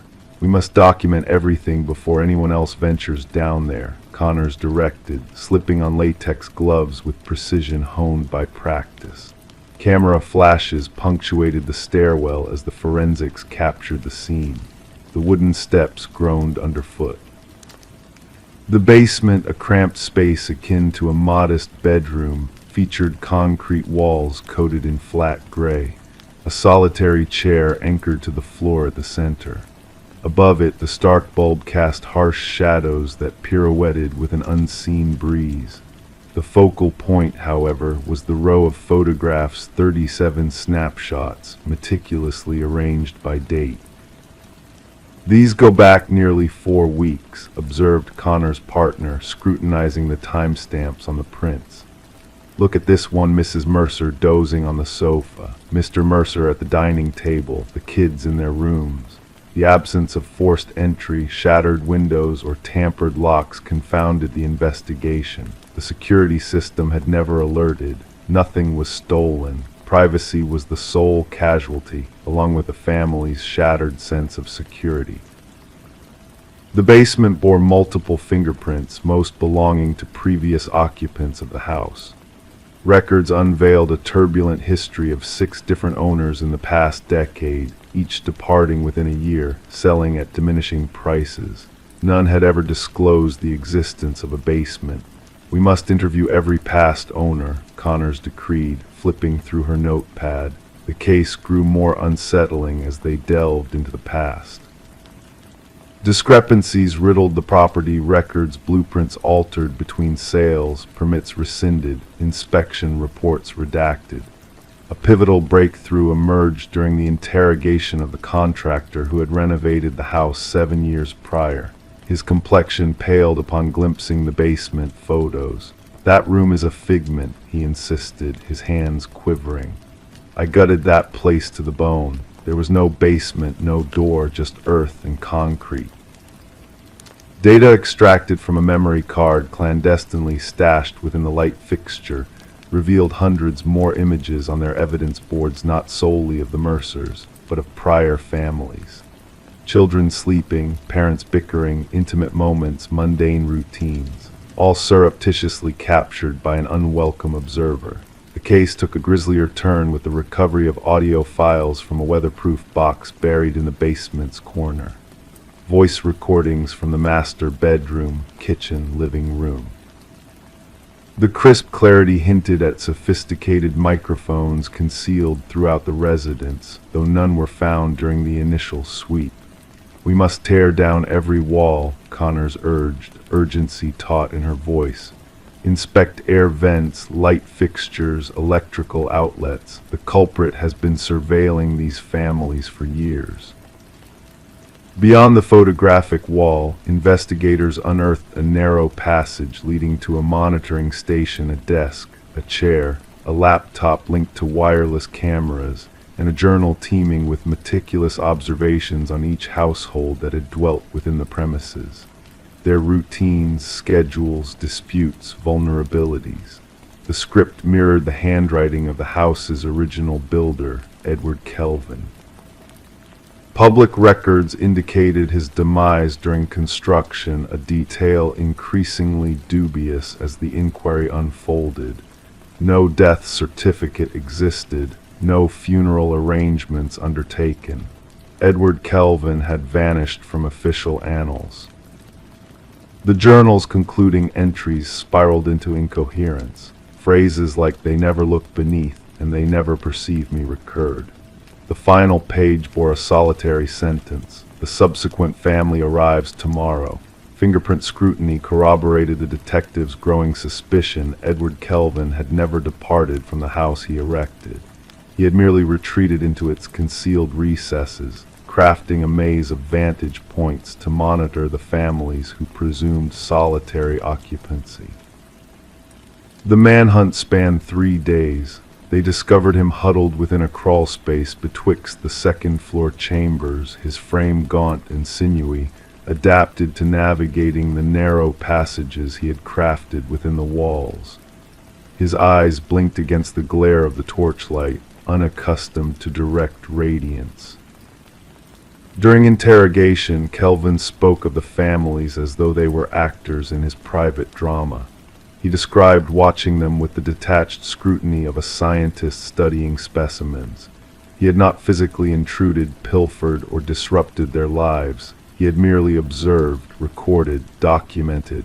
"They welcomed me," he informed the investigators, his tone soft and rational. "They inked the deeds, they became mine." A psychiatric evaluation deemed Kelvin to be plagued by severe delusions, perceiving himself as a custodian of the home rather than an interloper. The families were transient guests in what he deemed his eternal abode.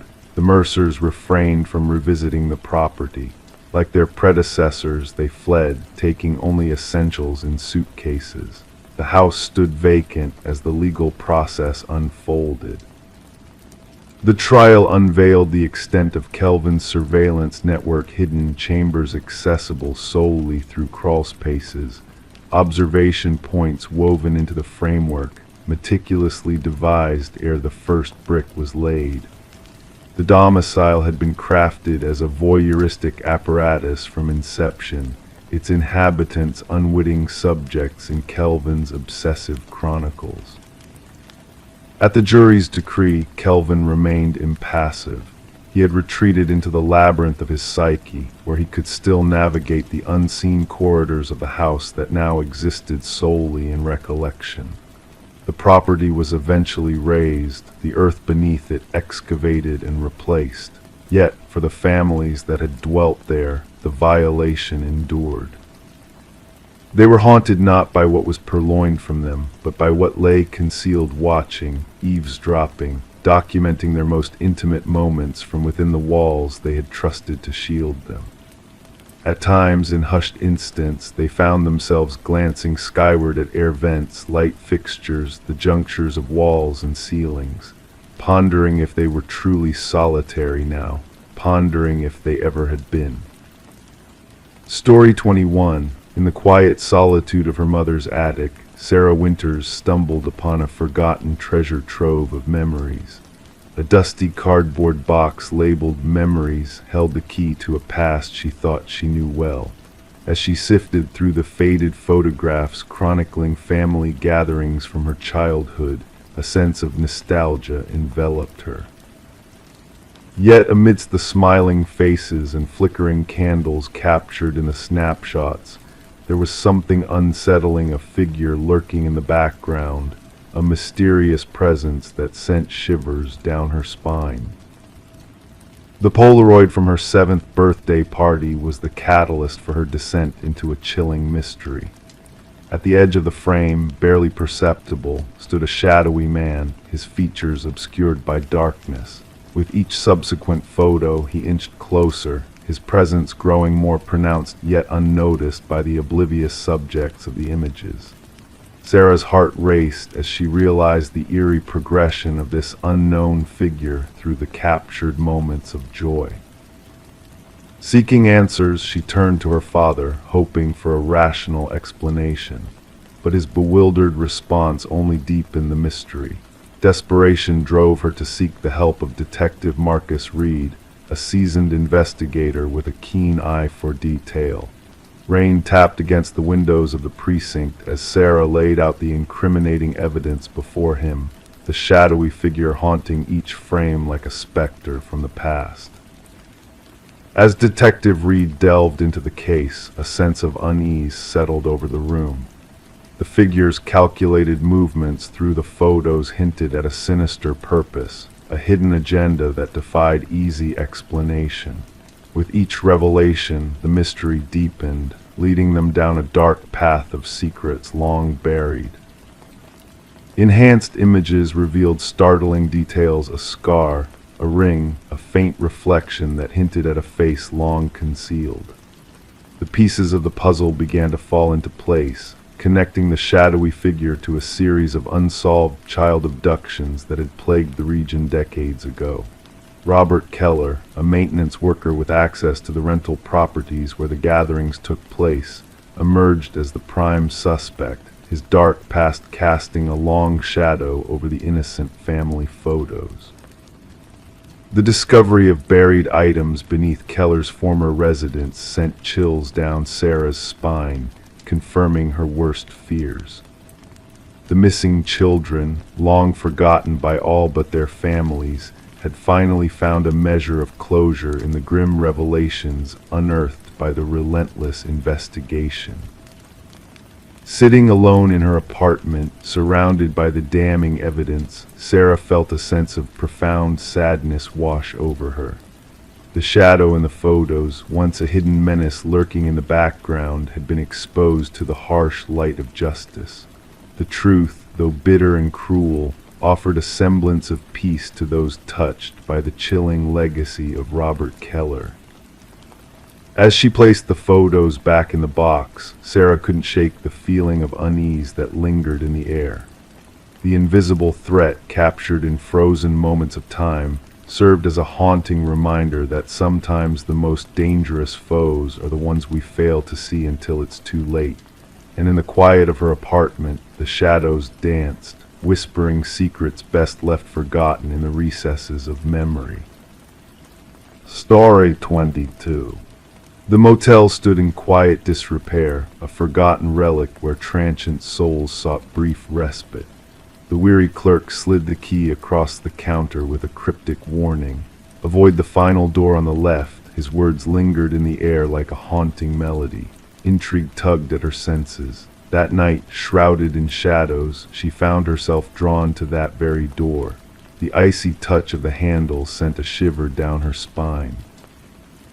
To her eyes, it appeared no different from its companions, yet, as she pressed her ear to its surface, a faint breath whispered from the other side. Detective Morgan Reed entered the room with a heavy heart, navigating past the tape that marked the boundary of tragedy. The scent of iron and decay greeted her, a familiar herald of violence. Blood had seeped into the floor, a stark contrast to the pristine bathroom and undisturbed bed. A young woman lay motionless, her gaze fixed on eternity, a silent witness to the horrors of the night. Reed knelt beside her, a silent sentinel amidst the chaos. The forensic technician's voice pierced the stillness, recounting the grim details of another life cut short. 3 victims, a chilling pattern woven by a callous hand. The victim's elegant attire clashed with the motel's dreary ambience, a juxtaposition of worlds colliding in tragedy. The absence of theft hinted at a darker motive, a twisted drive lurking in the shadows. Back at the station, Reed pieced together fragments of a macabre puzzle. 3 women, 3 lives extinguished in the anonymity of cheap motels. The city whispered of a predator on the loose, preying on unsuspecting souls. The truth eluded her grasp, a specter haunting her every step. Autopsy findings brought clarity veiled in shadows. Strangulation, deliberate and personal, devoid of the usual marks of aggression. The killer's intent bore the mark of intimacy, a chilling revelation that sent shivers down Reed's spine. Days melded into nights as Reed delved deeper into the abyss of the investigation. Shadows danced on the walls, casting doubt on familiar faces. Elaine Werner's secrets emerged from the darkness. A clandestine affair with a man known only as C. Reed traced the threads of deception, weaving a tapestry of betrayal and deceit. Charles Emerson, a pillar of society, stood at the center of the storm. His charm masked a darker truth, a web of lies entwined with blood-stained threads. Reed's gaze pierced his facade, unearthing the darkness that lurked within his soul. Evidence mounted like a dam ready to burst. Emerson's veneer cracked under the weight of truth, revealing a monster hidden beneath the mask of civility. The room next to the last door on the left bore witness to his depravity, a chamber of secrets tainted by his vile desires. In the hushed confines of the courtroom, justice meted out its verdict. Emerson's stoic facade crumbled, revealing the emptiness that dwelled within. Life without parole, a sentence fitting for a man devoid of remorse or empathy.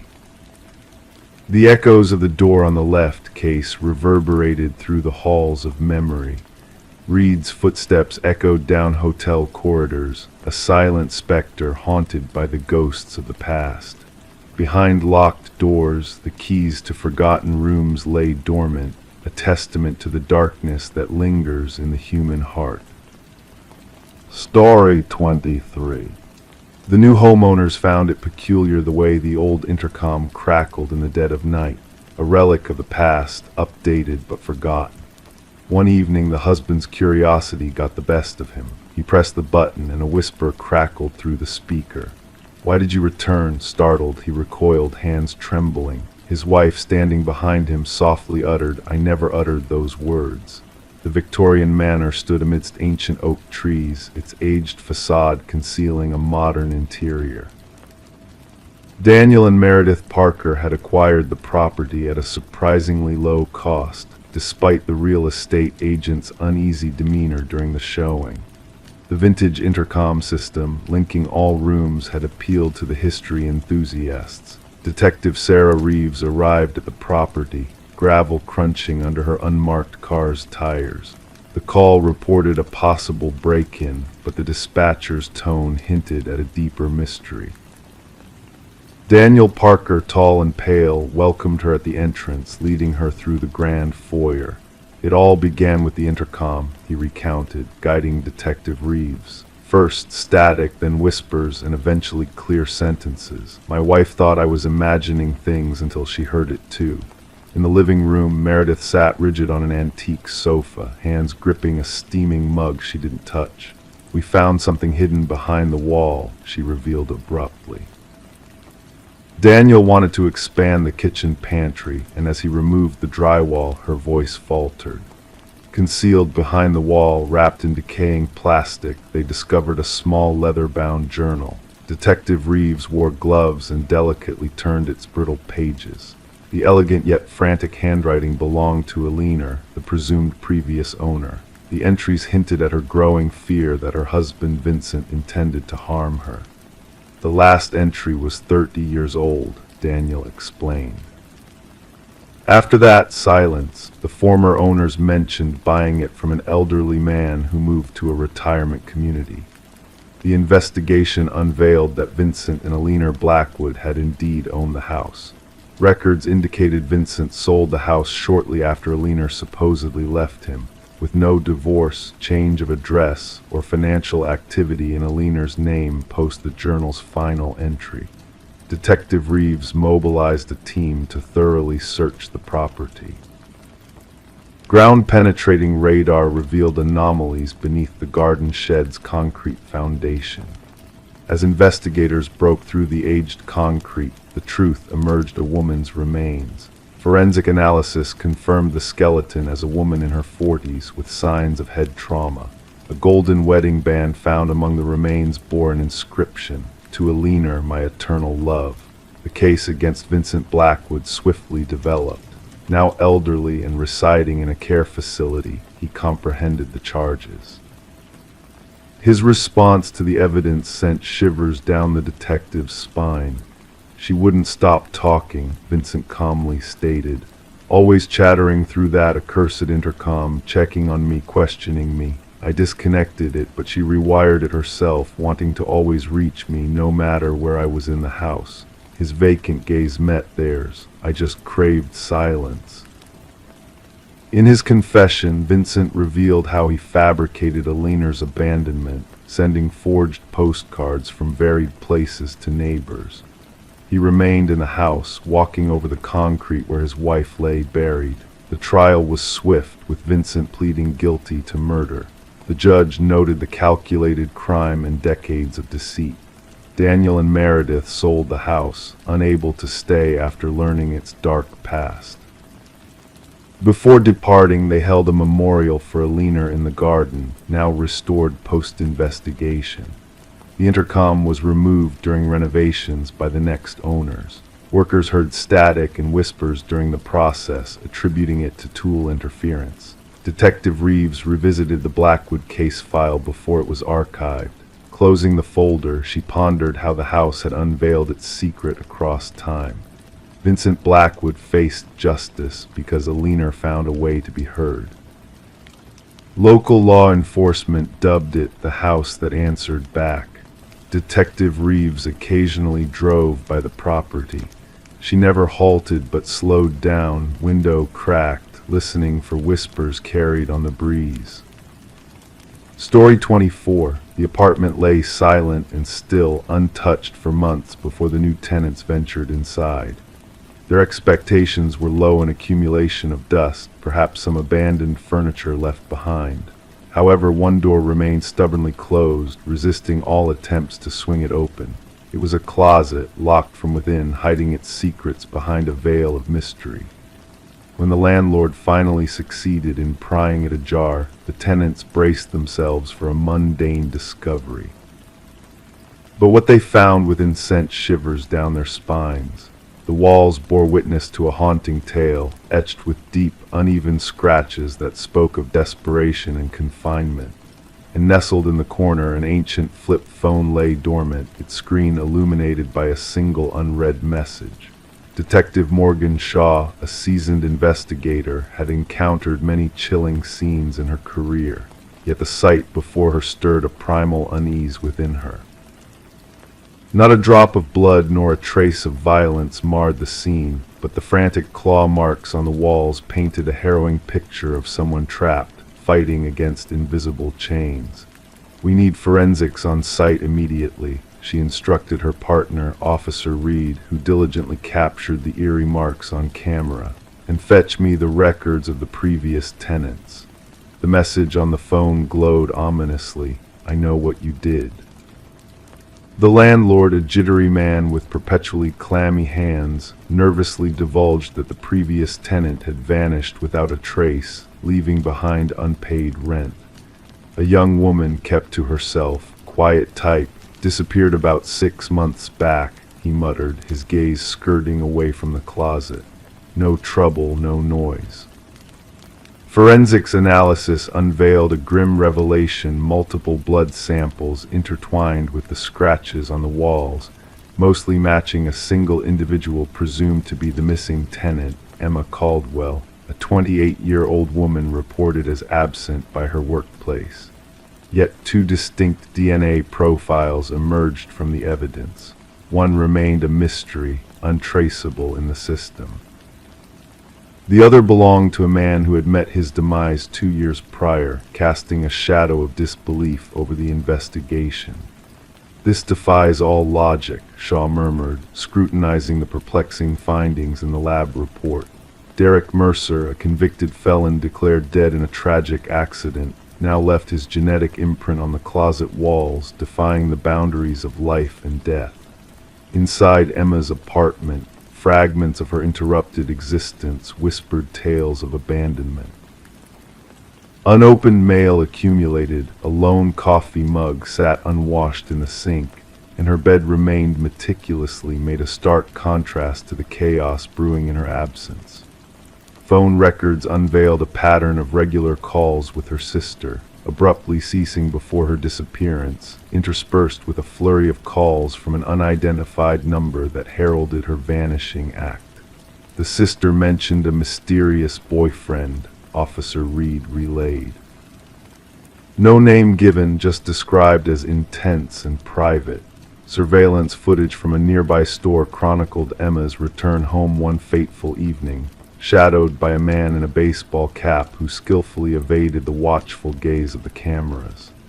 The puzzle pieces began to align when partial fingerprints matching Derek Mercer were discovered on the closet's inner doorknob, linking him to the enigmatic web of deceit and tragedy. He staged his death, Shaw deduced. But why and how does Emma fit into his twisted narrative? The unidentified DNA sample unveiled a haunting connection to another missing person, Lynette Porter, who had vanished without a trace 3 years earlier. Her disappearance had faded into obscurity until her description resonated with witnesses who had glimpsed her presence at Emma's abode. Shaw connected the dots through meticulous scrutiny of traffic camera footage, tracing a vehicle registered under Derek Mercer's mother's name loitering near Emma's residence, with a figure resembling Derek surveilling the surroundings. The trail led to a secluded property owned by the Mercer family, where a grim revelation awaited them. Behind fortified basement doors, Lynette Porter languished in captivity, a mere shadow of her former self, subjected to the same torment that Emma had endured. "He forced me to witness," Lynette murmured, her eyes vacant, recounting the horrors she had borne witness to. "He wanted me to learn the price of defiance." As the evidence mounted diaries chronicling Mercer's obsession with dominance, photographs capturing the likenesses of Emma and Lynette, and chilling videos of Mercer subjugating Emma to his, while a manhunt spanning jurisdictions ensued, plunging the authorities into a race against time to apprehend the elusive predator. When Mercer was finally apprehended at a bus depot, equipped with a new persona and a one-way ticket to an undisclosed coastal haven, his possessions revealed a macabre intent.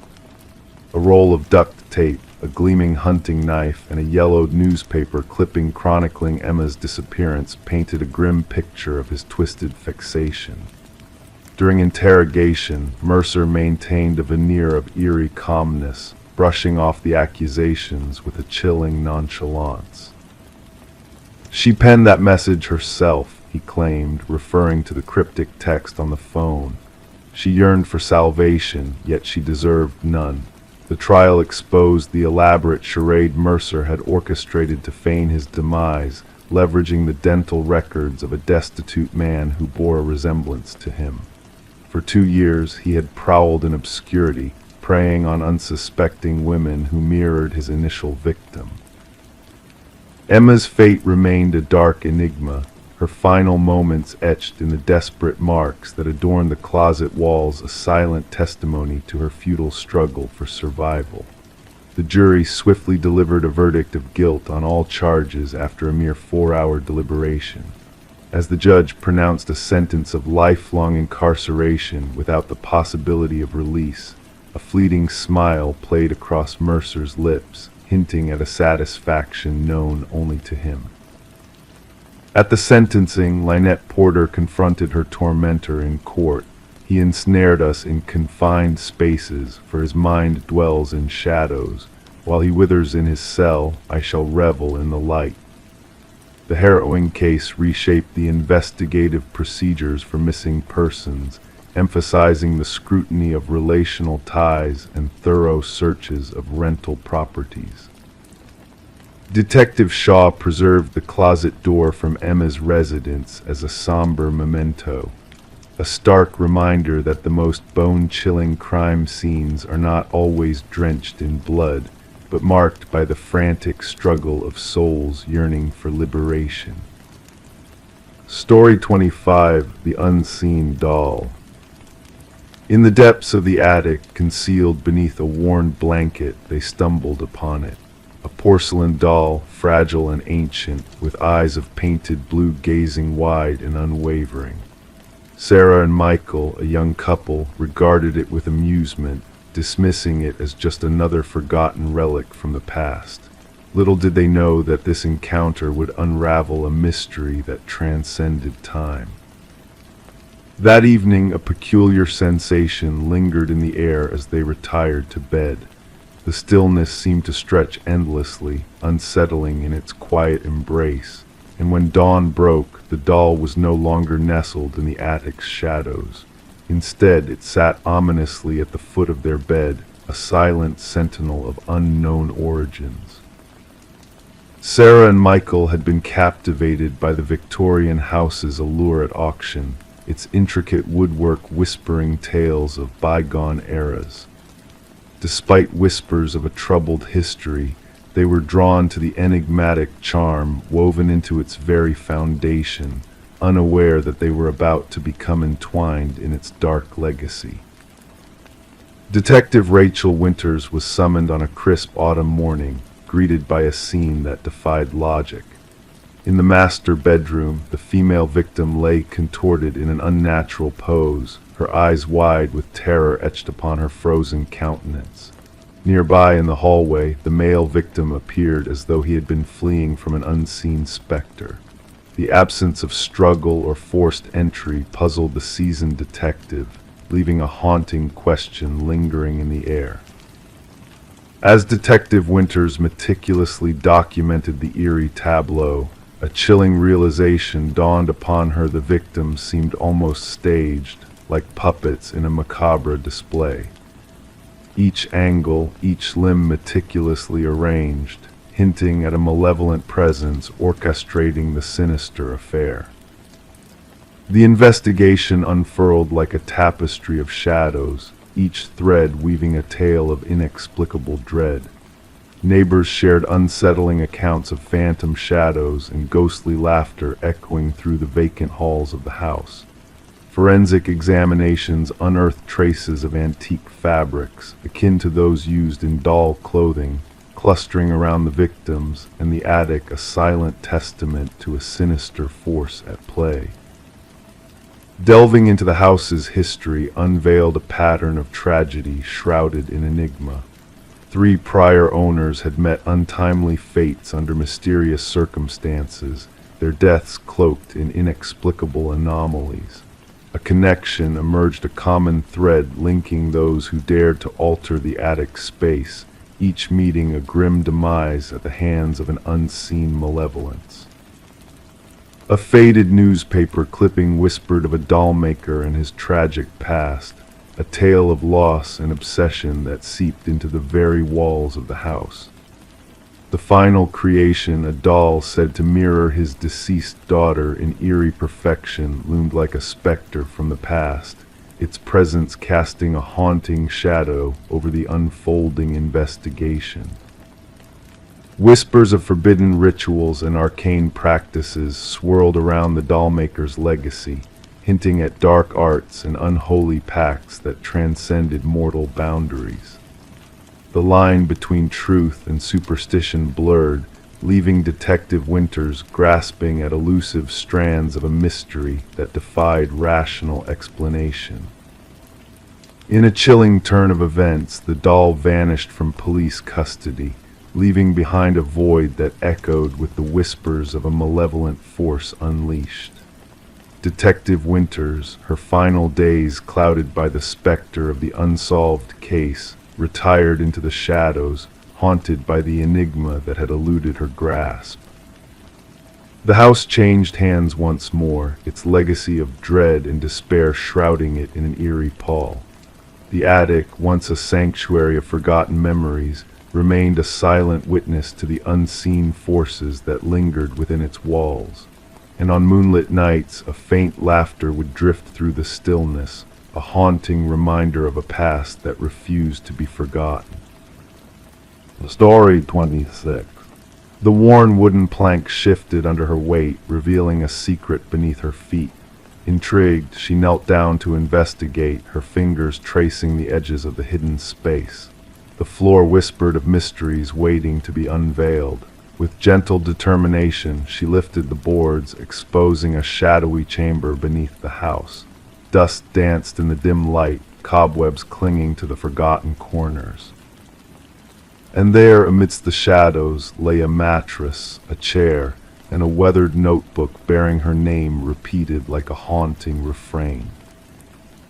Detective Morgan Reed observed silently as Sarah Coleman gazed into the darkness below, a sense of unease flickering in her eyes. It was more than just a hidden room, it was a violation of her sanctuary, a disturbing intrusion into her newfound solace. "Don't disturb anything else," Detective Reed cautioned, her voice steady yet tinged with gravity. A beam of light from her flashlight pierced the obscurity, revealing a mosaic of surveillance photos adorning the walls, snapshots of Sarah's daily life, captured in secret. A shrine of obsession concealed beneath the floorboards. Sarah had acquired the quaint cottage from the estate of Walter Green, an enigmatic recluse who had passed away with no kin to claim his legacy. The property, vacant for months, had seemed innocuous, its history shrouded in silence. "I never met him, the former owner," Sarah murmured. "The neighbors said he kept to himself. I thought that basement entrance had been sealed off long ago. The inspection report never hinted at this." As crime scene investigators arrived, their tools echoing against the wooden floors, they meticulously combed through the hidden chamber, gathering evidence and artifacts. Forensic analysis unveiled a tapestry of fingerprints belonging solely to Walter Green, a specter of obsession haunting the shadows. The timeline revealed a chilling narrative. Walter had been watching Sarah for years, invisible yet ever present in her world. The fixation was escalating, the department psychologist explained somberly. From fantasy to tangible preparation, the hidden room suggests a sinister intent. Detective Reed delved deeper, unraveling the threads of Walter's past. An interview with a former coworker unveiled cryptic whispers of possession, of a belief that Sarah belonged to him. A key found in Walter's locker led to a storage unit, a macabre replica of Sarah's former life meticulously recreated within its confines. The calendar marked with a fateful date, the mannequin resembling Sarah, the echoes of a delusion long festering in Walter's mind, all pointed to a dark obsession that had spiraled out of control.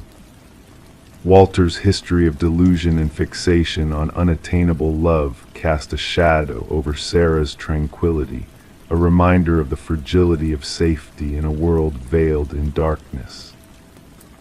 Sarah made the decision to sell the house, severing ties with a past tainted by shadows. As she stood in the empty living room for the last time, a shiver ran down her spine. What if I hadn't discovered the truth beneath my feet? She pondered softly. The case closed with Walter's death, marked as a chilling tale of stalking and unfulfilled intentions. Sarah, now a ghost in her own story, drifted away to a new horizon, leaving behind the whispers of a hidden room and a past she sought to bury. The cottage found new owners, oblivious to the secrets lingering in its walls.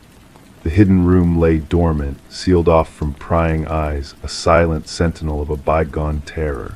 Life moved on, but for those who knew the truth, the memory of the room beneath the floor lingered, a cautionary tale of shadows that dance unseen, of nightmares that fade with the morning light, and of a woman who narrowly escaped a fate entwined with a stranger's obsession. Story 27, The Enigmatic Whispers. The apartment exuded an ancient aura, its time-worn features enveloped in a cloak of mystery. The heating system emitted a low, mournful groan, and the pipes rattled with a rhythm as old as time itself. To the occupant, these sounds were familiar, almost comforting in their predictability. But one fateful night, a subtle shift occurred in the tapestry of sound that filled the space. A whisper, delicate yet unmistakable, drifted through the vents like a wisp of smoke. It was not the ordinary chatter of a neighbor or the distant hum of city life. No, this whisper was different. It carried a weight, a presence that demanded attention, calling out a name that seemed to hang in the air like a delicate thread. In the dimly lit apartment, Detective Morgan Shaw stood, a lone figure in the midst of emptiness. Her gaze fixated on the rusted vent cover, pried open with an eerie purpose. Around her, the forensics team moved with precision, capturing the scene in flashes of light.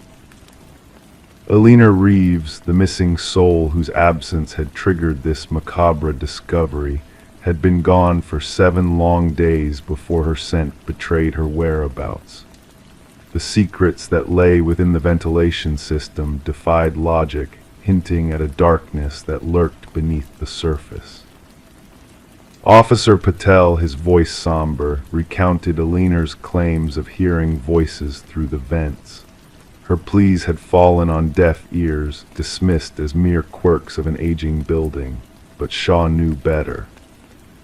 Kneeling beside the vent, she traced the jagged marks etched into the metal, a silent testimony to a struggle unseen. Fingernails, desperate and wild, had clawed at the cover from within, seeking escape from an unseen menace. Alina, a beloved kindergarten teacher with a penchant for nurturing life, had succumbed to a fear that had taken root in her very being.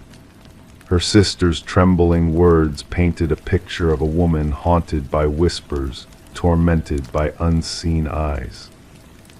Shaw's eyes swept the apartment, now a canvas of unanswered questions. The bed carefully made, the mug abandoned in the sink, and the chair a sentinel beneath the vent, as if awaiting a visitor from the shadows. The revelations from the forensics team only deepened the mystery. Fibers intertwined with the grating, a fingerprint foreign to Alina, all pieces of a puzzle that refused to yield its secrets. As Shaw delved into Alina's world through audio recordings, a chilling truth emerged. The whispers had been real, a sinister presence reaching out from the shadows of the building's history. The building, a silent witness to a series of unsettling departures, held within its walls a darkness that defied explanation. Tenants had come and gone, their footsteps echoing in the corridors of memory, leaving behind tales of voices that spoke from the very structure itself. Harold Weber, the enigmatic superintendent with keys to every door, stood at the center of Shaw's scrutiny. His veneer of calm cracked under her gaze, revealing a man entwined in a web of secrets too dark to comprehend. The discovery of a hidden passage within Aliner's bathroom unveiled a realm of nightmares, a clandestine space where someone had dwelled, unseen and unheard, crafting a twisted bond with those who called the building home. Weber's meticulously organized files painted a portrait of obsession, each entry a testament to a connection forged in shadows. His arrest, marked by a serene acceptance, hinted at a mind detached from reality, anchored in a world of his own making. Aliner's fate, sealed by a journey into the bowels of the building, echoed the stories of those who had crossed paths with the unseen entity within the walls.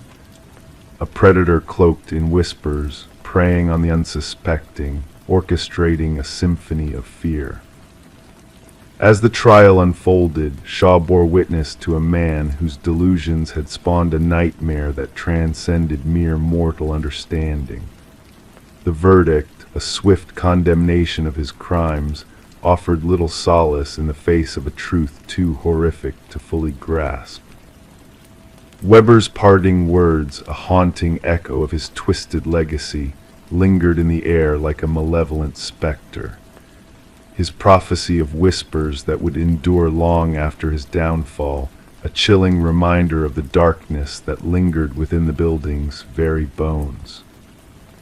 Now the once haunted apartment building stands silent, a monument to past horrors. Despite the facade of renewal, whispers still dance on the fringes of perception. Residents speak of voices carried on the wind, of shadows that move unseen in the night. The heating system groans, the pipes rattle a symphony of echoes that reverberate through time, a reminder that some mysteries are best left undisturbed. And so the residents tell themselves that it is nothing unusual, a mere trick of the mind in the dead of night. But deep down they know the truth that within the walls, the whispers of the past still linger, waiting to be heard once more.